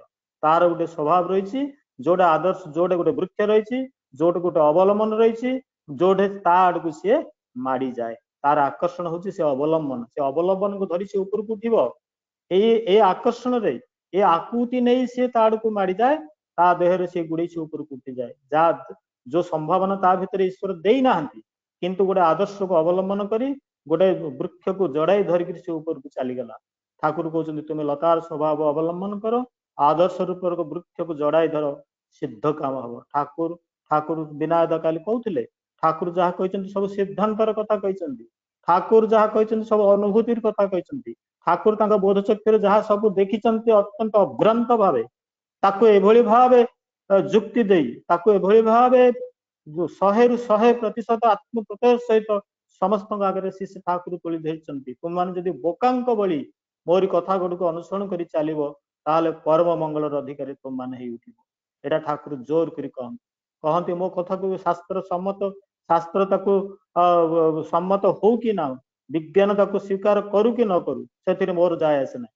କିନ୍ତୁ ମୁଁ ଯାହା ବୋଧ ଚକ୍ଷୁରେ ମୁଁ ଯାହା ଦେଖୁଛି, ସେଟା ଏତେ ଅଭ୍ରାନ୍ତ, ଏତେ ସେଟା ନିର୍ଭୁଲ ଯେ ମୁଁ ଲୋକଙ୍କୁ ନ କହି ରହିପାରେ ନା। ମୁଁ ଲୋକଙ୍କୁ ନ କହିକିରି ପାଗଳ ଭଳି ମୁଁ ଲୋକଙ୍କୁ କହିବିଲେ। ଠାକୁରଙ୍କୁ ପ୍ରଶ୍ନ କଲେ, ଠାକୁର ଆପଣଙ୍କୁ ସବୁବେଳେ ଖାଲି ସେ ଯଜନ ଯାଜନ ଇଷ୍ଟବୃତ୍ତି କଥା କହନ୍ତି, ୟା ଭିତରେ କଣ ମଣିଷର ସବୁ କିଛି ସମ୍ଭବ? ଠାକୁର କହିଲେ ଏ ଯଜନ ଯାଜନ ଇଷ୍ଟବୃତ୍ତି କରିବା ଭିତରେ ଦେଇ ନିତ୍ୟ ନୈମିତିକ ପ୍ରାତ୍ୟହିକ ଜୀବନରେ ମଣିଷ ଭିତରେ ହେବାର, ତା ଭିତରେ ହେବାର ସବୁ ସମ୍ଭାବନା ସୃଷ୍ଟି ହୁଏ। ୟା ଭିତରେ ଏତେ ସମ୍ଭାବନା ରହିଛି କରିବା ଭିତରେ ଦେଇ ଯଜନ ଯାଜନ ଇଷ୍ଟବୃତ୍ତି। ଆମେ ଯଜନ ଯାଜନ ଇଷ୍ଟବୃତ୍ତି କିଛି ଆବୃତ୍ତି କରି ତାକୁ ଭାବୁଛୁ ଆମର କାମଟା ବୋଧେ ସରିଗଲା। ପ୍ରାତ୍ୟହିକ ଜୀବନରେ ପ୍ରତିଟି ମୁହୂର୍ତ୍ତରେ, ପ୍ରତିଟି କର୍ମରେ, ପ୍ରତିଟି କଥାରେ, ବାକ୍ୟରେ, ଚଳନରେ, ଚରିତ୍ରରେ, ଚାହାଣୀରେ, ସେବାରେ, ଭଲ ପାଇବାରେ, ସବୁ ଭିତରେ ଯଜନ ଯାଜନ ଇଷ୍ଟବୃତ୍ତି ଭରି ରହିଛି। ଯଜନ ହଉଛି ତାଙ୍କୁ ମୁଁ ଲକ୍ଷ୍ୟ କରି ଚାଲିବି, ହେଇ ଉଠିବି, ତାଙ୍କର ସମସ୍ତ ଆଦର୍ଶକୁ ମଥାରେ ବହନ କରି ତାକୁ ଜୀବନରେ ପ୍ରତିପାଳନ କରି ମୁଁ ହେଇ ଉଠିବି, ଏ ହେବାଟା ହିଁ ଯଜନ। ଆଉ ଏଇ ଯେ ହେଇ ଉଠିଲି, ଏଇଟା ତାର ଗୋଟେ ଦ୍ୱିତୀୟ ପ୍ରକାଶ ମୋର ମୋ ପରିବେଶରେ ପାଗଳ ଲୋକ। ଠାକୁର କହୁଛନ୍ତି ତୁମ ମାନଙ୍କର ଭିତରେ ଏଭଳି ଭାବେ ଚରିତ୍ରର ସମାବେଶ ହବ, ତୁମକୁ ଲୋକ ଖୋଜିବେ, ତୁମକୁ ଲୋକ ଚାହିଁବେ, ତୁମକୁ ଲୋକ ପାଗଳ ଭଳି ଚାହିଁବେ। ସେତେବେଳେ ଯାଇ ବୁଝିବି ଯେ ମୋର ସବୁ କିଛି ସାର୍ଥକ ହେଇଛି, ମୁଁ ସାର୍ଥକ ହେଇଛି। ଠାକୁରଙ୍କର ଏଇଟା ଶ୍ରୀମୁଖର କଥା। ଠାକୁର ଚାହୁଁଛନ୍ତି ପ୍ରତ୍ୟେକଟା ମଣିଷ ଭିତରେ ସେଇ ଯୋଉ ବୈଶିଷ୍ଟ୍ୟ, ସେଇ ଦେବଦୁର୍ଲଭ ବୈଶିଷ୍ଟ୍ୟ, ସେଇ ସଦ୍ଗୁଣର ଏଭଳି ଭାବେ ସମାବେଶ ହବ, ମଣିଷ ପାଗଳ ହେଉଥିବ ଗୋଟେ ମଣିଷ ଖୋଜିବା ପାଇଁ।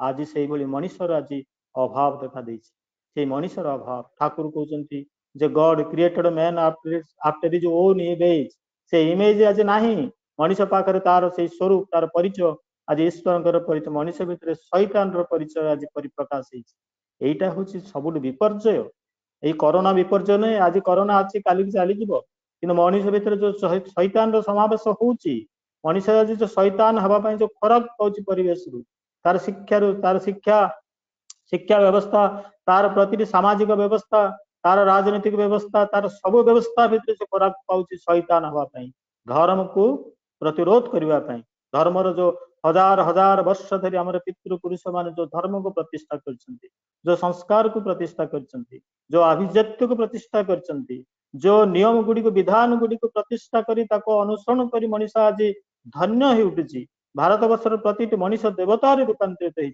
भारत वर्ष समग्र विश्व को जो तार दिग्दर्शन दौची समग्र विश्वर आज जो भाव सी गोटे पथ प्रदर्शक हो उठुची आर्य स्थान श्री ठाकुर श्रीमुख से झंकृत होता भारत वर्षर ये जो आर्यर गाथा श्री ठाकुर मुखमंडल से दिन उद्घोषित करते आर्य स्थान पितृस्थान सबुठ उच्च पूज्यमान आज से जो आर्य स्थान आज प्रति मनुष्य भितर जो देवता आज लुप्त हो जाए सुप्त हो जाए से सुप्त देवत्व को परिप्रकाश करने श्री ठाकुर महाआविर्भाव ठाकुर आसिले सहज सरल मनुष्य रूपे आसी मनुष्य को भल पाइले भल पाइबाटा हूँ ठाकुर स्वतंत्र ठाकुर कहते क्या भल पाइबा मु कसरत करिनी कौन सी कौशल अवलंबन करी मु क्या भल पाइनी भल पाइबा पाइछि मोर भली मनुष्य को देखे प्रत्येकटा मनुष्य जमी मोर ही छवि मु ही विपद पड़ी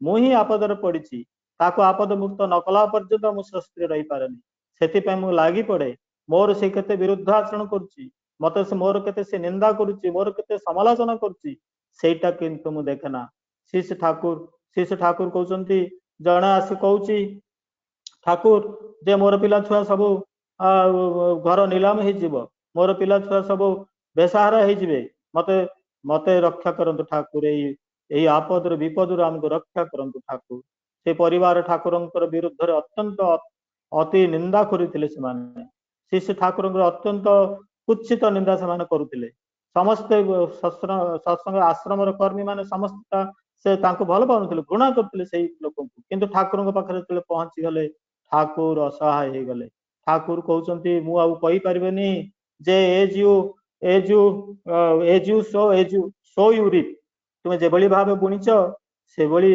दायब मु किंतु कही पारेनी मु किंतु ताको एटा कही पारेनी मु बुझिनिए जे से अवस्था रे मु ही पड़ी जाइछि तेणु मु ताको उद्धार करिनिए तेणु I am a foolish father of the fallen sons ए जो पतित संतान मानकर मु गोटे बोका बापा बोकांक भली समस्त करिछि love is my expenditure man is my income ठाकुर कहते तुम्हें मान हो मोर रियल वेल्थ तुम्हें मान हो मोर हो रियल वेल्थ मु पैसा केबे चाहिनी मनुष्य चाहिए आउ श्री ठाकुर कहते मनुष्य ही मोर संपद यही मनुष्य मुखी जे ठाकुर कहते ठाकुर यही जो चाहिदा ठाकुर कहते जिते मनुष्य दीक्षा नहीं जिते तार श्री ठाकुर पाखे से संकल्प करे जे मु तुमको ही प्रतिष्ठा करेंगे यही मुहूर्त सब बाधा को अतिक्रम करी जेते बाधा आसू से बाधा गुड़िक बरं से मो जीवन को उच्छल कर तोलिब से बाधा गुड़िक मत आनंद दब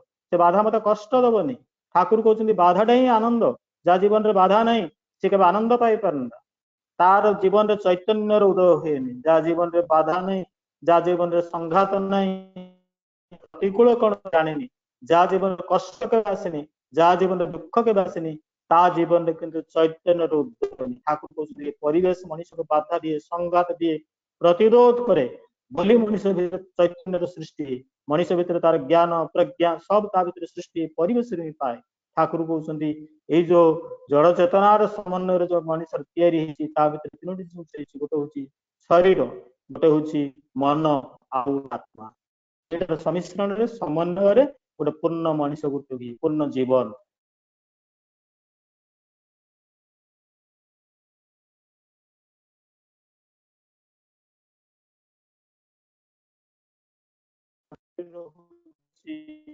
ଶ୍ରୀମନ୍ଦିର ଯେଭଳି ଭାବେ ଆମେ ଶ୍ରୀମନ୍ଦିରକୁ ଗଲେ ଆମ ମନ ଭିତରେ ଯେଭଳି ଭାବେ ଗୋଟେ ପୁଣ୍ୟ ଭାବ ସୃଷ୍ଟି ହୁଏ, ମନ ଭିତରେ ପବିତ୍ରତା ସୃଷ୍ଟି ହୁଏ, ସେଇଭଳି ଭାବେ ଶରୀର ପ୍ରତି ମୋର ଏଭଳି ଭାବେ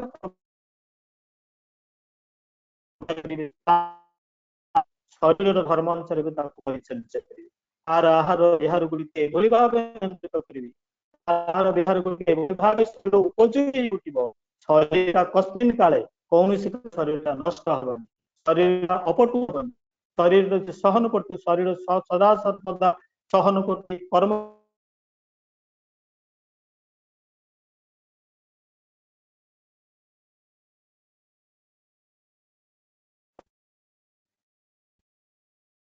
ସେଥିପାଇଁ ସେ ଠାକୁର ସ୍ୱାସ୍ଥ୍ୟ ସଦାଚାର ସୂତ୍ରରେ ବହୁତ କଥା କହିଦେଲେ। ବର୍ତ୍ତମାନ ନିର୍ଦ୍ଦେଶ ଅଛି, ବର୍ତ୍ତମାନ ପ୍ରତି ସତ୍ସଙ୍ଗରେ କର୍ମୀମାନେ ଆହ୍ୱାନ କରୁଛନ୍ତି, ସମସ୍ତଙ୍କୁ ନିବେଦନ କରୁଛନ୍ତି, ଅନ୍ତତଃ ଘରେ ସଦାଚାର ସୂତ୍ର ସ୍ୱାସ୍ଥ୍ୟ ସଦାଚାର ସୂତ୍ରରେ ଅନ୍ତତଃ ଗୋଟେ ପାରାଗ୍ରାଫ ପଢିବେ। ଏଇଟା ପଢିବାଟା ଅତ୍ୟନ୍ତ ବର୍ତ୍ତମାନ ଜରୁରୀ ମତେ ମନ ଠାକୁର କହୁଛନ୍ତି body is the manifestation of mind, ମାଇଣ୍ଡର ଗୋଟେ ଅଭିବ୍ୟକ୍ତି ହଉଛି ଶରୀର। ତେଣୁ ଶରୀରକୁ ଯେତେବେଳେ ଆମେ ପରିଚର୍ଯା କରୁଛୁ ମନର କଥା ବି ଚିନ୍ତା କରିବାକୁ ପଡିବ। ମନକୁ ଖୋରାକ ଦିଏ, ସେଦିନ ବିନାୟକ କହୁଥିଲେ ମନଟାକୁ ଖୋରାକ ଦିଏ, ମନଟାକୁ ସୁସ୍ଥ ରଖେ, ମନଟାକୁ ସଂକୀର୍ଣ୍ଣ କରେ ନା, ମନଟାକୁ ସବୁବେଳେ ଇଷ୍ଟଯୁକ୍ତ କରି ଈଶ୍ୱରଙ୍କ ସହିତ ଯୁକ୍ତ କରି ରଖେ। କେବଳ ସତ୍ ଚିନ୍ତା, ସତ୍ସଙ୍ଗ, ସାଧୁସଙ୍ଗ ଆଉ ତାଙ୍କର ବହିପତ୍ର କାଲି ଯୋଉ କହୁଥିଲେ ବିନାୟକ ଯେ ବହି ପଢିବା, ଶ୍ରୀ ଠାକୁରଙ୍କର ଯୋଉ ଗ୍ରନ୍ଥ ଗୁଡିକ ରହିଛି ସେ ଜୀବନକୁ ଏଭଳି ଭାବେ ଅବସାଦ ମୁକ୍ତ କରିଦିଏ।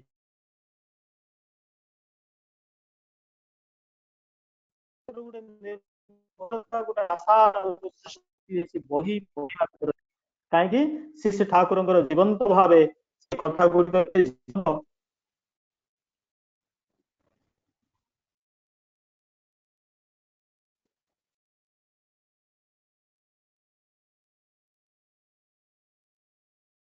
ଯାଉଛି। ତେଣୁ ସେଇ ବାରମ୍ବାର ଯେତେବେଳେ ଠାକୁରଙ୍କର ବହି ଗୁଡିକ ଆମେ ପଢୁ, ତା ଭିତରୁ ଜୀବନର ଅନେକ ଆମେ ଖୋରାକ ପାଉ। ଯେତେବେଳେ ମଣିଷ ଅବସାଦଗ୍ରସ୍ତ ହେଇଯାଏ, ତା ମନଟା ଅବସାଦଗ୍ରସ୍ତ ହେଇଯାଏ, ମନର ଖୋରାକ ପାଏ। ଠାକୁର କହୁଛନ୍ତି ମନର ଖୋରାକ ହଉଛି ସତ୍ସଙ୍ଗ, ସଦାଲୋଚନା, ଆଉ ଏଭଳି ଭାବେ କିଛି ଆଲୋଚନା କରାଯିବ, ଏଭଳି ଭାବେ ଗୋଟେ ପରିବେଶ ତିଆରି କରାଯିବ ଯୋଉ ପରିବେଶରୁ ଗୋଟେ ଇମ୍ପଲ୍ସ ମିଳିବ, ଗୋଟେ ପଜିଟିଭ ଇମ୍ପଲ୍ସ। କାଲି ବିନାୟକ କହୁଥିଲେ ପଜିଟିଭିଟି ମଣିଷ ଭିତରେ ଗୋଟେ ସବୁବେଳେ ଗୋଟେ ଆଶାବାଦୀ ହେଇକି ରହିବ, ଅପଟିମିଷ୍ଟ ହେଇକି ରହିବ, ବି ପଜିଟିଭ, ଡୁ ପଜିଟିଭ। ବିନାୟକ କହିଲେ ଯେ ଡୁ ପଜିଟିଭ, ବି ପଜିଟିଭ। ଠାକୁର କହିଲେ ଡୁ ପଜିଟିଭ, ବି ପଜିଟିଭ। ଏଭଳି ଭାବେ କରି କରି କରି ତୁମେ ଭିତରେ ଗୋଟେ ପଜିଟିଭିଟି ସୃଷ୍ଟି କର, ନକାରାତ୍ମକ ଭାବ ମନରୁ ଦୂର କରିଦିଅ, ମନ ଭିତରେ ସକାରାତ୍ମକ ଭାବ ସୃଷ୍ଟି କରିବ, ମନଟା ସବୁବେଳେ ସୁସ୍ଥ ହେଇକି ରହିବ। ଶରୀର ଗଲା, ମନ ଗଲା। ତେଣୁ ନିରନ୍ତର ଭାବେ ଏଭଳି ସାଧୁସଙ୍ଗ ସତ୍ସଙ୍ଗ ଯଦି କରନ୍ତି, ଠାକୁର କହିଲେ ତୁମେ ନିଜର କର୍ମମୟ ଜୀବନ ଭିତରେ ଯେତେବେଳେ ବିରାମ ନବ, ସନ୍ଧ୍ୟା ସମୟରେ ଆସି ଯେତେବେଳେ ତାଙ୍କର ଇଷ୍ଟଙ୍କ ପାଖରେ ଯେତେବେଳେ ବସି ତାଙ୍କର କଥା, ତାଙ୍କର ଗୁଣଗାନ, ତାଙ୍କର ଜପଧ୍ୟାନ ବାର ଯେତେବେଳେ ମାନସ ମନ୍ଥନ କରିବୁ, ତାହେଲେ ସେଇ କଥା ଗୁଡିକର ଭାବ ଗୁଡିକ ଆମର ଚରିତ୍ରରେ ସେଗୁଡାକ ପ୍ରକାଶିତ ହବ, ହିଁ ହବ, ହେବାକୁ ବାଧ୍ୟ। ପୁଣି ରହିଲା ଆତ୍ମା। ଆତ୍ମା ହଉଛି ଠାକୁର କହୁଛନ୍ତି ମନର ଚଞ୍ଚଳ ଅବସ୍ଥା ହିଁ ଆତ୍ମା। ଆତ୍ମା ଏତେ ସୂକ୍ଷ୍ମ ଯେ ଆତ୍ମାକୁ ଖୋରାକ ଦିଏ କେବଳ ଆତ୍ମା ପାଖରେ କୌଣସି ଖାଦ୍ୟ ପହଞ୍ଚି ପାରେ। ଆତ୍ମାକୁ କେବଳ ନାମର ସ୍ପନ୍ଦନ ହିଁ ଆତ୍ମା ପାଖରେ ପହଞ୍ଚି ପାରେ। ଏ ନାମର ସ୍ପନ୍ଦନ ହିଁ ଆତ୍ମାର ଖାଦ୍ୟ। ତେଣୁ ନିରନ୍ତର ଭାବେ ନିୟମିତ ଭାବେ ମଣିଷ ଯେତେବେଳେ ସତନାମ କରେ, ଯୁଗୋପଯୋଗୀ ପୁରୁଷୋତ୍ତମ ଯିଏ ସଦ୍ଗୁରୁ ରୂପେ ଆସନ୍ତି ଯୁଗୋପଯୋଗୀ ଭାବେ, ତାଙ୍କ ସହିତ ଯୁକ୍ତ ହେଇ ଯେତେବେଳେ ମଣିଷ ସେଇ ସତନାମ ମନନ କରେ, ତାଙ୍କ ପ୍ରତି ଅନୁରାଗ, ଭିଡିଓଟା ବନ୍ଦ କରିଦିଅନ୍ତୁ, ତାଙ୍କ ପ୍ରତି ଅନୁରକ୍ତ ହେଇ, ତାଙ୍କ ପ୍ରତି ଅନୁରାଗ, ଭିଡିଓ ବନ୍ଦ କରନ୍ତୁ, ତାଙ୍କ ପ୍ରତି ଅନୁରକ୍ତ ହେଇ, ଅନୁରାଗ ତାଙ୍କର ଶ୍ରେଷ୍ଠ ପୁରୁଷଙ୍କ ସହିତ, ସେ ନାମର ନାମୀ ପୁରୁଷଙ୍କ ସହିତ, ତାକୁ କେବଳ ନାମ ମେକାନିକାଲି ହୁଏନି, ନାମ ଅନୁରାଗ ରଖି ସେ ନାମୀ ପୁରୁଷଙ୍କ ସହିତ ଅନୁରକ୍ତ ରହି, ତାଙ୍କ ପ୍ରତି ଅନୁରାଗଶୀଳ ରହି ଯେତେବେଳେ ମଣିଷ ତାର ନାମ କରେ, ନାମର ଯୋଉ କ୍ରିୟାଟା ତା ଭିତରେ ପ୍ରତିଫଳିତ ହୁଏ ତାର ଶରୀର ଭିତରେ ତାର ମନ ଭିତରେ ଆଉ ତାର ସ୍ପନ୍ଦନଟା ସେ ସ୍ପନ୍ଦନଟା ରୁ ଆତ୍ମା ଖୋରାକ ପାଏ ଏଭଳି କରି ସେଇ ଯୋଉ ଜଡ ଚେତନାର ସାମଗ୍ରିକ ସମନ୍ୱୟରେ ଯୋଉ ଶରୀରଟା ତିଆରି ହେଇଛି ସେଥିରୁ ଯୋଉ ମନ ତିଆରି ହେଇଛି ସେ ଭିତରେ ଯୋଉ ଆତ୍ମା ରୂପୀ ଯୋଉ ଶ୍ରୀ ବିଗ୍ରହ ସେଇଠି ଅବସ୍ଥାନ କରିଛନ୍ତି ସେମାନେ ସୁସ୍ଥ ଭାବେ ରହନ୍ତି ତାର ନିରନ୍ତରତା ବଜାୟ ରଖେ ଆତ୍ମାର ଅର୍ଥ ହଉଛି ଠାକୁର କହୁଛନ୍ତି ଯିଏ ସତତ ଗତିଶୀଳ ଆତ୍ମା ତାର ଗତିଶୀଳତା ବଜାୟ ରଖେ ସେଦିନ ବିନାୟକଙ୍କର କଥାରୁ ଅନେକ ମୁଁ ଖୋରାକ ପାଇଥିଲି ଗଲା ସପ୍ତାହରେ ବିନାୟକ ଥିଲେ ବିନାୟକ କହିଲେ ଚାଲିବାଟା ହଉଛି ଆମର ଧର୍ମ ନିରନ୍ତର ଭାବେ ଆମେ ଚାଲିବା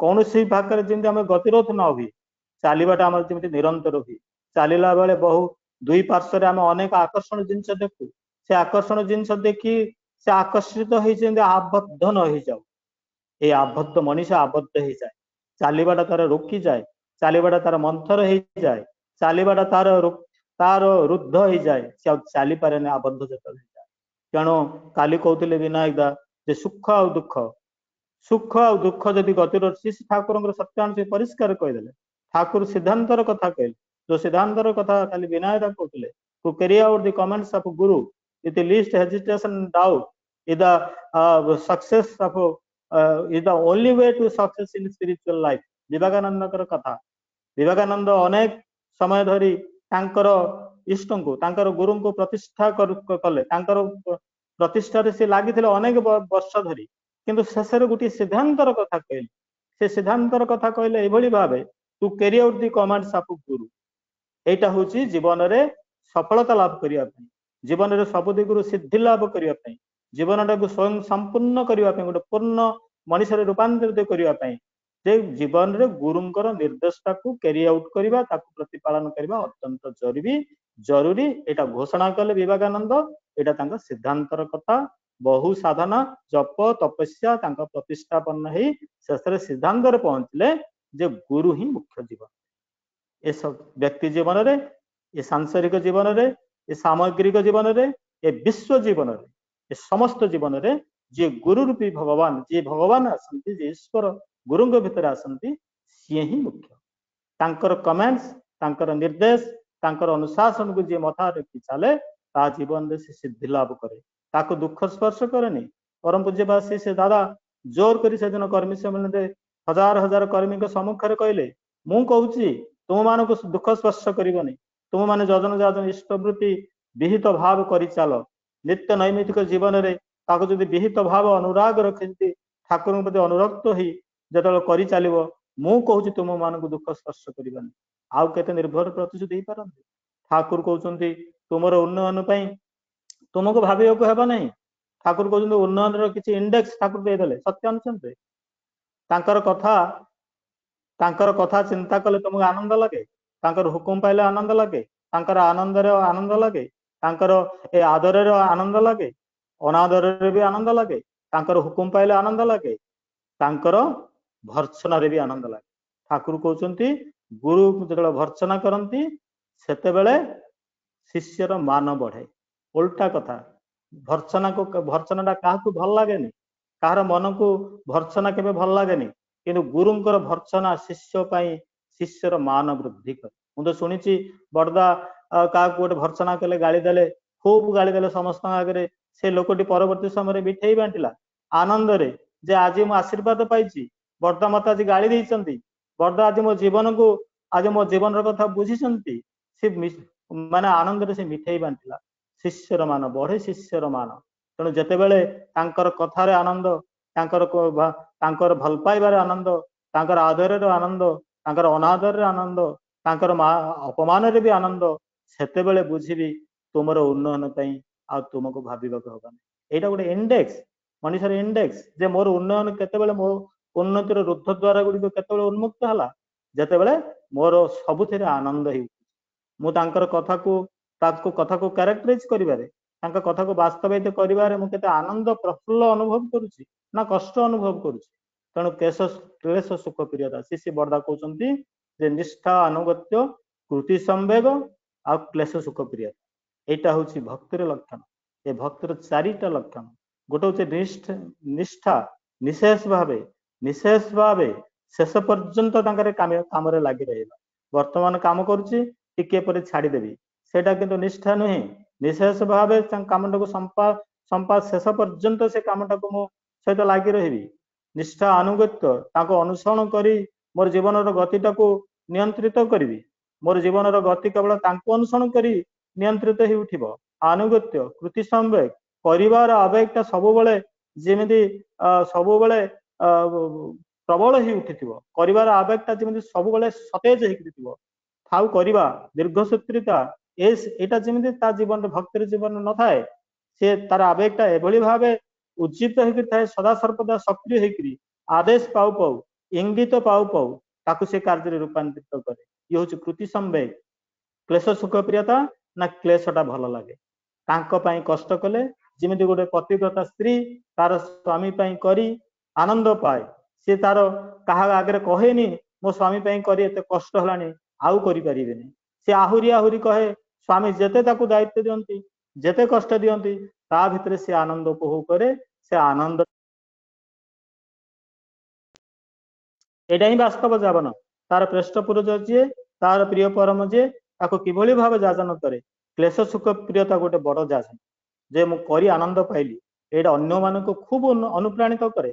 ଯେ ଲୋକଟା ଏତେ ଖଟିଲା, ଟିକେ ବି ତ ଦୁଃଖର କଥା କହୁନି, କଷ୍ଟର କଥା କହୁନି, ପୁଣି ଆନନ୍ଦର କଥା କହୁଛି। ତାହେଲେ ଯାହା ପାଇଁ ସେ କରୁଛି ସେ କେତେ ବିରାଟ ମଣିଷ ନ ହେଇଥିଲେ, ସେ କେତେ ଉଚ୍ଚ ଉଦାର ନ ହେଇଥିଲେ, ଯାହା ପାଇଁ କରି ସେ ମଣିଷ ଏତେ କଷ୍ଟ କରି ଆନନ୍ଦ ପାଉଛି। ତେଣୁ ତା ଭିତରେ ବି ଗୋଟେ ଆକର୍ଷଣ ସୃଷ୍ଟି।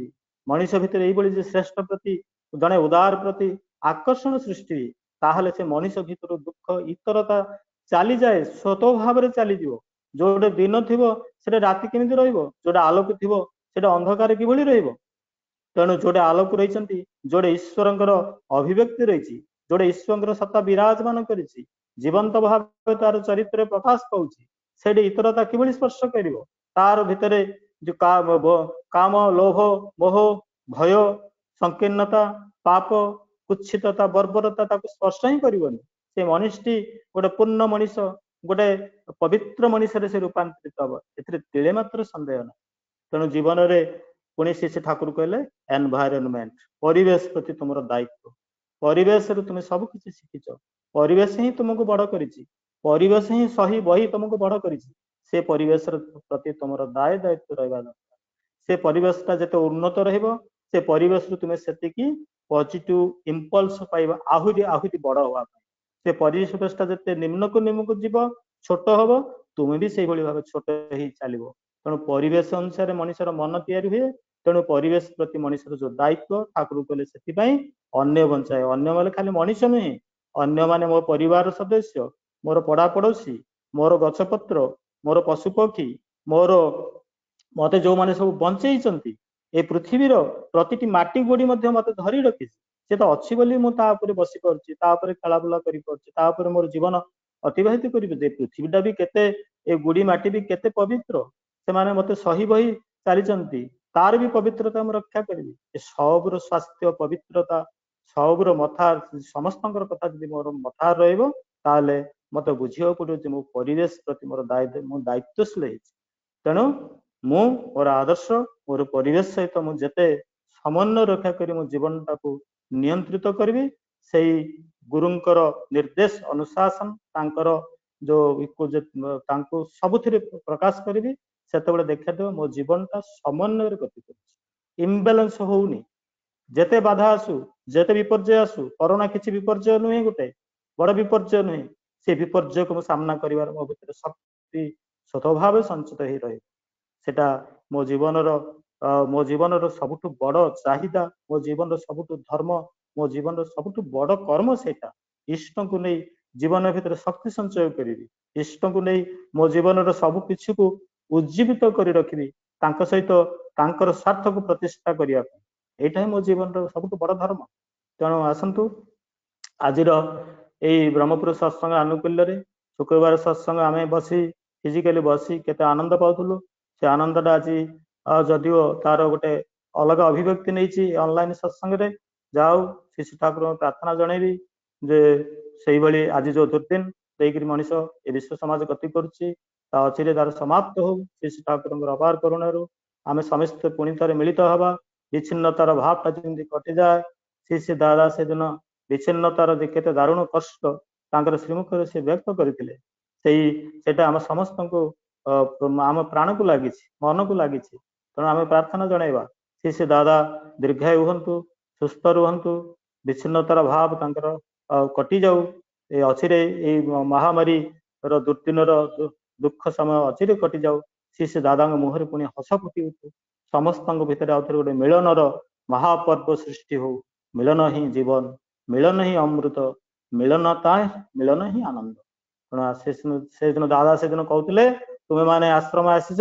जो आनंद ये आश्रम पाइल तुम्हें माने घर को जीव से आनंद सब वितरण कर आनंदटा किभली जिनस देखी हुए ताको वितरण कौन कर आनंदटा मनर जिनस आनंदटा हृदयर जिनस आनंदटा हूँ मनुष्यर सबुठ बड़ संपद ताको तुम्हें तार अधिकारी हुओ अन्य मान को वितरण कर यही से दादा कहते जे आनंद ये एक समय आनंद पाइबा मनुष्य केते कौन करे तेणु ये सत्संग मनुष्य आनंद पाए तेणु आसतु बहु भाव में ब्रह्मपुर सत्संग अनुकूल सत्संग हो समस्त को आम नवेदन करुचु उपस्थित समस्त को समस्त तार परिवेश जनईदेवे ए सत्संग युक्त हूँ आनंद पातु आनंदटा ही आम जीवन आसतु समस्त शांति स्वस्ति इष्टपुत जीवन श्री श्री ठाकुर रातुल चरण प्रार्थना जन रही जय गुरु जय गुरु जय गुरु बनमल्ला खूब सुंदर आलोचना कले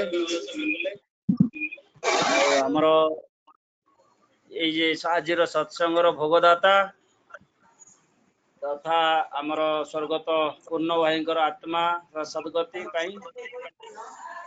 एवं आमर ए सत्संग उपस्थित थिबा समस्त गुरु भाई और माँ मानकर समस्त मंगल लगी परम पिता रातुल चरण प्रार्थना जनाए आलोचना आज खूब सुंदर भावे हेइछि एवं भजन कीर्तन सबू खूब सुंदर भावे परिवेशित हेइछि मोर आपण मानक पाखरे अनुरोध आमर ए शुक्रवार सत्संग साप्ताहिक सत्संग चालू रही सत्संग आपण माने भोग निवेदन करती जो माने भोग निवेदन करेंगे से माने आगरू आम सहित जोग रक्षा कले जोगसूत्र रक्षा कले से मानकर ना आमे एई सत्संग रे भोगदाता रूपे एंट्री करिवु आउ बनमालदा जहाँ निवेदन कले ए ब्रह्मपुर सत्संग विहार पाई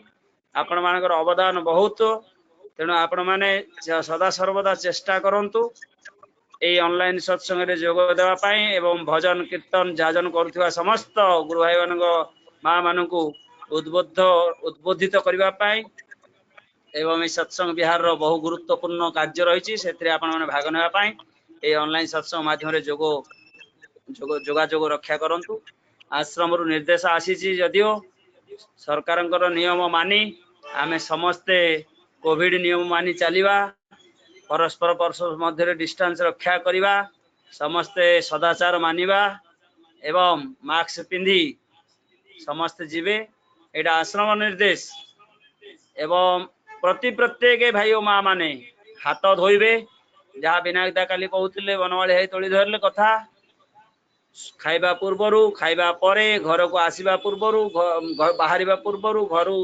आसिला बेले सबु समय रे आपण परिष्कार परिच्छन्न रहिबे हाथ मुह पाटी धोइबे मास्क पिंधिबे ठीक समय व्यायाम करिवे एवं विशेष भाव रे शरीर प्रति सचेतन रहिबे आमे जदि आम शरीर प्रति सचेतन रहिबा ताहले अन्य मानकर शरीर प्रति आमर सचेतनता बहु भाव बढ़ जिवो बनमाली भाई आज बहुत सुंदर कथा कहूतले ताकू आपण बुझीचंती मु विशेष समय नेबी नाही जेहेतु सत्संग समय अतिक्रांत हलानी तेणु परिशेष रे समस्तंकर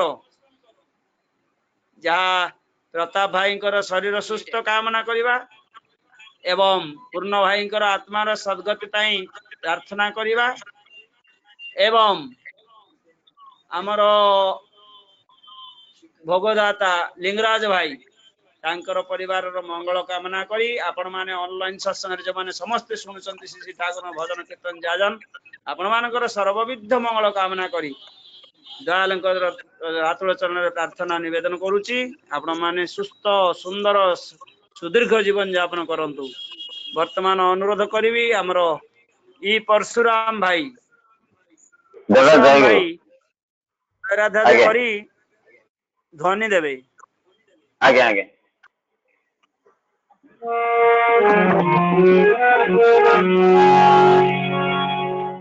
জয় রাধে রাধে কৃষ্ণ কৃষ্ণ গোবিন্দ গোবিন্দ বল রে জয় রাধে রাধে কৃষ্ণ কৃষ্ণ গোবিন্দ গোবিন্দ বল রে রাধে গোবিন্দ গোবিন্দ গোবিন্দ গোবিন্দ গোবিন্দ হরে সদা ডাকরে জয় রাধে রাধে কৃষ্ণ কৃষ্ণ গোবিন্দ গোবিন্দ বল রে আরে কপট চাতুরি বদনে বল হরি হরি নাম পরম ব্রহ্ম জীবের মূল ধর্ম অধর্ম কুকর্ম তারে জয় রাধে রাধে গোবিন্দ গোবিন্দ বল রে আরে কবির আশা अजपन में करो रे राधे गोविंद नामती बदने लाइए नयन में सदा भास्करे जय राधे राधे गोविंद गोविंद बोल रे राधे गोविंद गोविंद गोविंद गोविंद गोविंद बोल सदा भास्करे जय राधे राधे गोविंद गोविंद बोल रे আরে মন কপট জাতি বদলে বল হরি বল হরি বল হরি বল হরি বল হরি বল হরি বল হরি বল হরি বল হরি বল हरि बोल हरि नाम परम ब्रह्म मेर मूल धर्म अधर्म कर्म सागरे जय राधे राधे गोविंद गोविंद हरे सागरे कबीर आशा अजपन में करे राधा राधा राधा राधा राधा बोल राधा बोल राधा बोल राधा बोल राधा बोल राधा बोल राधा बोल राधा बोल राधा बोल राधा बोल राधे गोविंद नाम से बदले लगे नयन मेरे सदा आत्मरे जय राधे राधे गोविंद गोविंद राधे गोविंद गोविंद गोविंद गोविंद गोविंद राधे राधे राधे गोविंद गोविंद हरे जय राधे राधे गोविंद गोविंद हरे वंदे पुरुषोत्तम वंदे पुरुषोत्तम वंदे पुरुषोत्तम पुरुषोत्तम परम प्रेममय श्री ठाकुर निकुलचंद्र जी की जय। पुरुषोत्तम परम प्रेममय श्री ठाकुर निकुलचंद्र जी की जय। पुरुषोत्तम परम प्रेममय श्री ठाकुर निकुलचंद्र जी की जय। जगतरत्य जगतजननी श्री श्री वर्मा की जय। जगतरत्य जगतजननी श्री श्री वर्मा जी की जय। जगतरत्य जगतजननी श्री श्री वर्मा जी की जय। परम पूज्यपाद श्री श्री बड़दा जी की जय। परम पूज्यपाद श्री श्री बड़दा जी की जय। परम पूज्यपाद श्री बड़दा जी की जय। प्रधान सत्यदेव श्री श्री दादाजी की जय। प्रधान सत्यदेव श्री दादाजी की जय। प्रधान सत्यदेव श्री दादाजी की जय। वंदे वंदे वंदे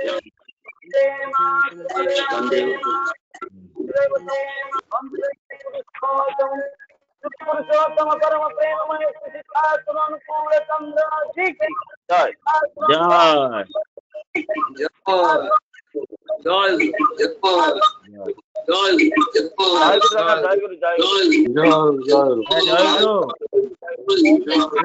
जय गुरु। ଦାଦା ଜୟଗୁରୁ। ଦାଦା ଜୟଗୁରୁ।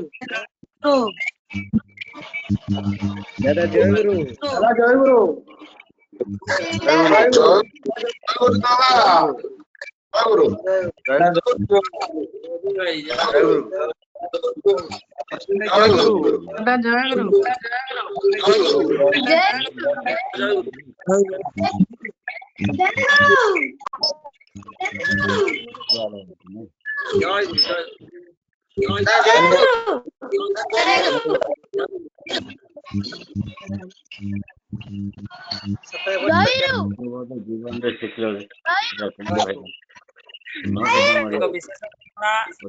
ଇଷ୍ଟ ଗୋଟେ ଚନ୍ଦ୍ର ହଉଛି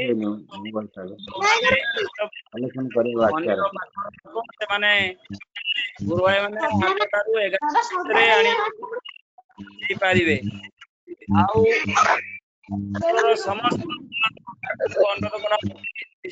ଉପଯୋଜନା ଆପଣ ମାନେ ଇଷ୍ଟବୃତ୍ତି ଜମା ଦେବେ ଏବଂ ଉପଯୋଜନା କ୍ଷେତ୍ରରୁ ଆପଣ ନିଜର ନାମ ଲେଖିଦେବେ।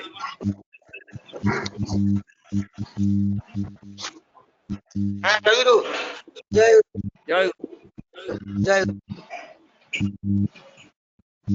ଜୟଗୁରୁ।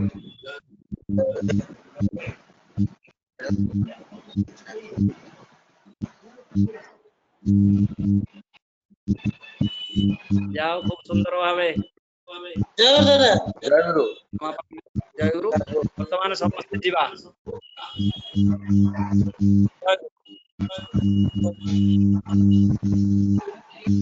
ଜୟଗୁରୁ।